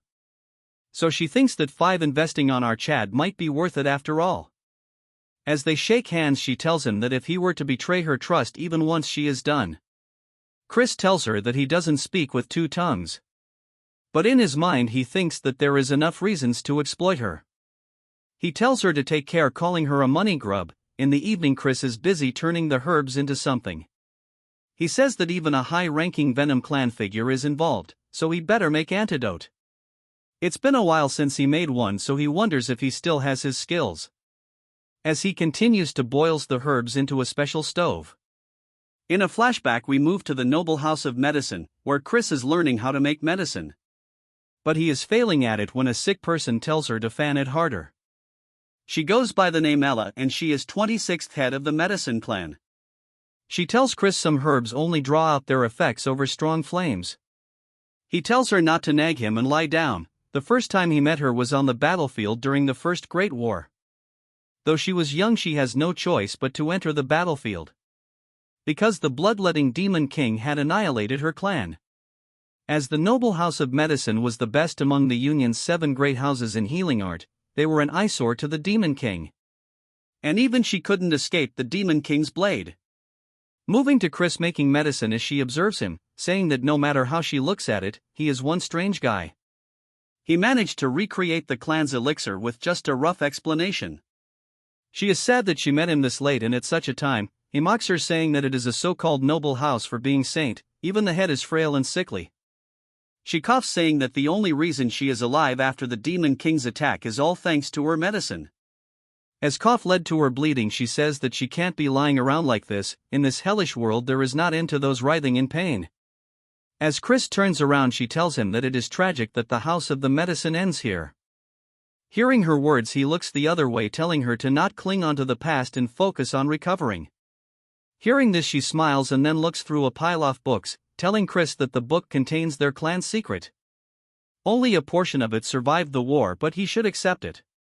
As her coughing intensifies, Chris tells her to get some rest. She grabs onto his hand and tells him Chris to save those who suffer in her place. If he can do that, she can close her eyes in peace. Hearing this, Chris remains quiet, then tells her only if she will allow him to call her master. Hearing this, she smiles and then says that calling someone like her, who can't even teach properly, guess she managed to choose the right disciple after all. As Chris cosplays into a medical saint, he is crowned as the 27th head of the noble medicine clan. He thinks to himself that because the books were damaged, he couldn't master the clan's secret techniques completely. But he roamed around the battlefield to keep her promise, and because of that he was known as the saint of the battlefield. As he manages to make the pellet, he calls for his master, saying that he is probably living well somewhere, and even in this life he will keep the promise he made to her. As an eagle soars into the sky, we move Chris's original house. And his father has gotten a letter from Out Chad, as he is aware that according to her sister he obtained the Dark Core, just like him. As he tries to read the letter. As he reads the letter, he instantly gets serious, telling his attendant that he will need to make some preparation for his son. This part starts at the Baskin Mountain, which is the border ID the Dark Clan and Venom Clan. The so-called team leader tells her team to move in teams of 2 as they all agree to her orders. There is an exception. Our Chad tells her that he will go alone. She says at the pace of a snail, when does she expect them to finish searching this place? The Venom Clan already searched through this place, and they will probably beat them up to it again. She tells Chris that this is a zone where a class 4 or higher demonic beast appears, so he should not expect rescue if he is in trouble. Chris instead tells her to not drag them all down herself, so he takes out an antidote that counters the Venom Clan's poisons. She tells him that she doesn't need it since she has already taken her ones. Chris tells her that compared to those cheap ones, his is far better. So she should take it even if she thinks he is bluffing. As he eats 2 in front of herself, he tells her to suit herself, pissing her. That's when Marissa enters the scene, telling them if an internal strife is already brewing. Seeing her come, this turd call her a slowpoke. With a straight face she tells her that she has arrived exactly on time, and she is just impatient. Them taunts her, saying that she should praise her for not cheating by scouting ahead. She tells her that she should have received the rules, that there is no setting traps or ambushing others during the exploration. Hearing this, Marja tells her that she should watch her tone. In response, she says they are enemies, so there is no reason for them to speak formally. Marissa gets close to her, saying that there is no need for all this. She orders all the Dark members to move out. As for Marissa, she tells them to start exploration and check their commuters before proceeding. Chris drops something and tells them that he is taking his leave. Eve gets shocked when she sees that Chris ditched his commuter and left. Our Chad roams around the place hunting monster. In his past life he roamed the demon lands endlessly, so now he can distinguish beast habits with his eyes closed. For class 4 beasts he will need to go much deeper in. That's when he think if her third cousin was worried about him. But he denies, saying that she seems like someone who wouldn't bleed even if stabbed. Besides that, he thinks that the Marquis schemes have already begun, yet it seems like there aren't any assassins lurking yet. But first he will need to find the lyrics. He turns around to see some movement, and it's none other than Marissa. There is an awkward silence between them, and Chris thinks to himself that he ended up moving along the Venom clan's route. He apologizes to her, saying that they have gotten their paths mixed, so he will head the other way. Marissa in a shy tone tells him to be careful, but he is nervous. All of a sudden a thought floods his mind. Their main goal was to harm Marissa, and he wonders who is high enough in the Venom clan willing to sacrifice Marissa. So this turd tells her that he is curious about something, and she asks him what it is that she wants. Then proceeds to ask her that she is an illegitimate daughter, further asking her if she is hated at home. Hearing this, she thinks that he really is the worst of the worst. Chris didn't mean to say it like that way, but T blurted out. Even in his past life he was not treated as a person at home, so he definitely crossed the line. He tells her if she sounded rude he apologizes, but something grazes him. He gets shocked when he sees her attack, as she tells him to apologize properly while tears drips from her eyes. Chris is shocked by her reaction, and according to how mad she has gotten, it doesn't seem like a family feud, so he needs to find the one behind this scheme to learn their real motive. But until then she is going to remain in danger, even if she joins the Venom clan expeditions, so it's unclear if she will survive. For now, until reinforcements arrive, all they have to do is just buy time. Chris tells her that she is breaking the rules right now. She cannot understand what he means, and Chris says even the tree proves it. She struck first, which means the Dark Clan gets to keep the lyric. She disagrees, saying that for insulting her family and considering the disgrace she has to endure because of the broken engagement. As she takes out more bottles of poison, she says that it is self-defense. She throws multiple bottles towards him, causing Chris to fall to the ground. As the poison floods his entire body, she asks him how her blue bloom is reacting. She says that with one signal she can make it explode and all poison will rush through his veins. So he should apologizes to her right now. She throws in a few more bottles and it becomes foggy, yet a hand summons itself. As our Riz God grabs onto her and looks her right in the eye, saying that he surely cannot do that. This concludes this part. Make sure to like and subscribe for another part.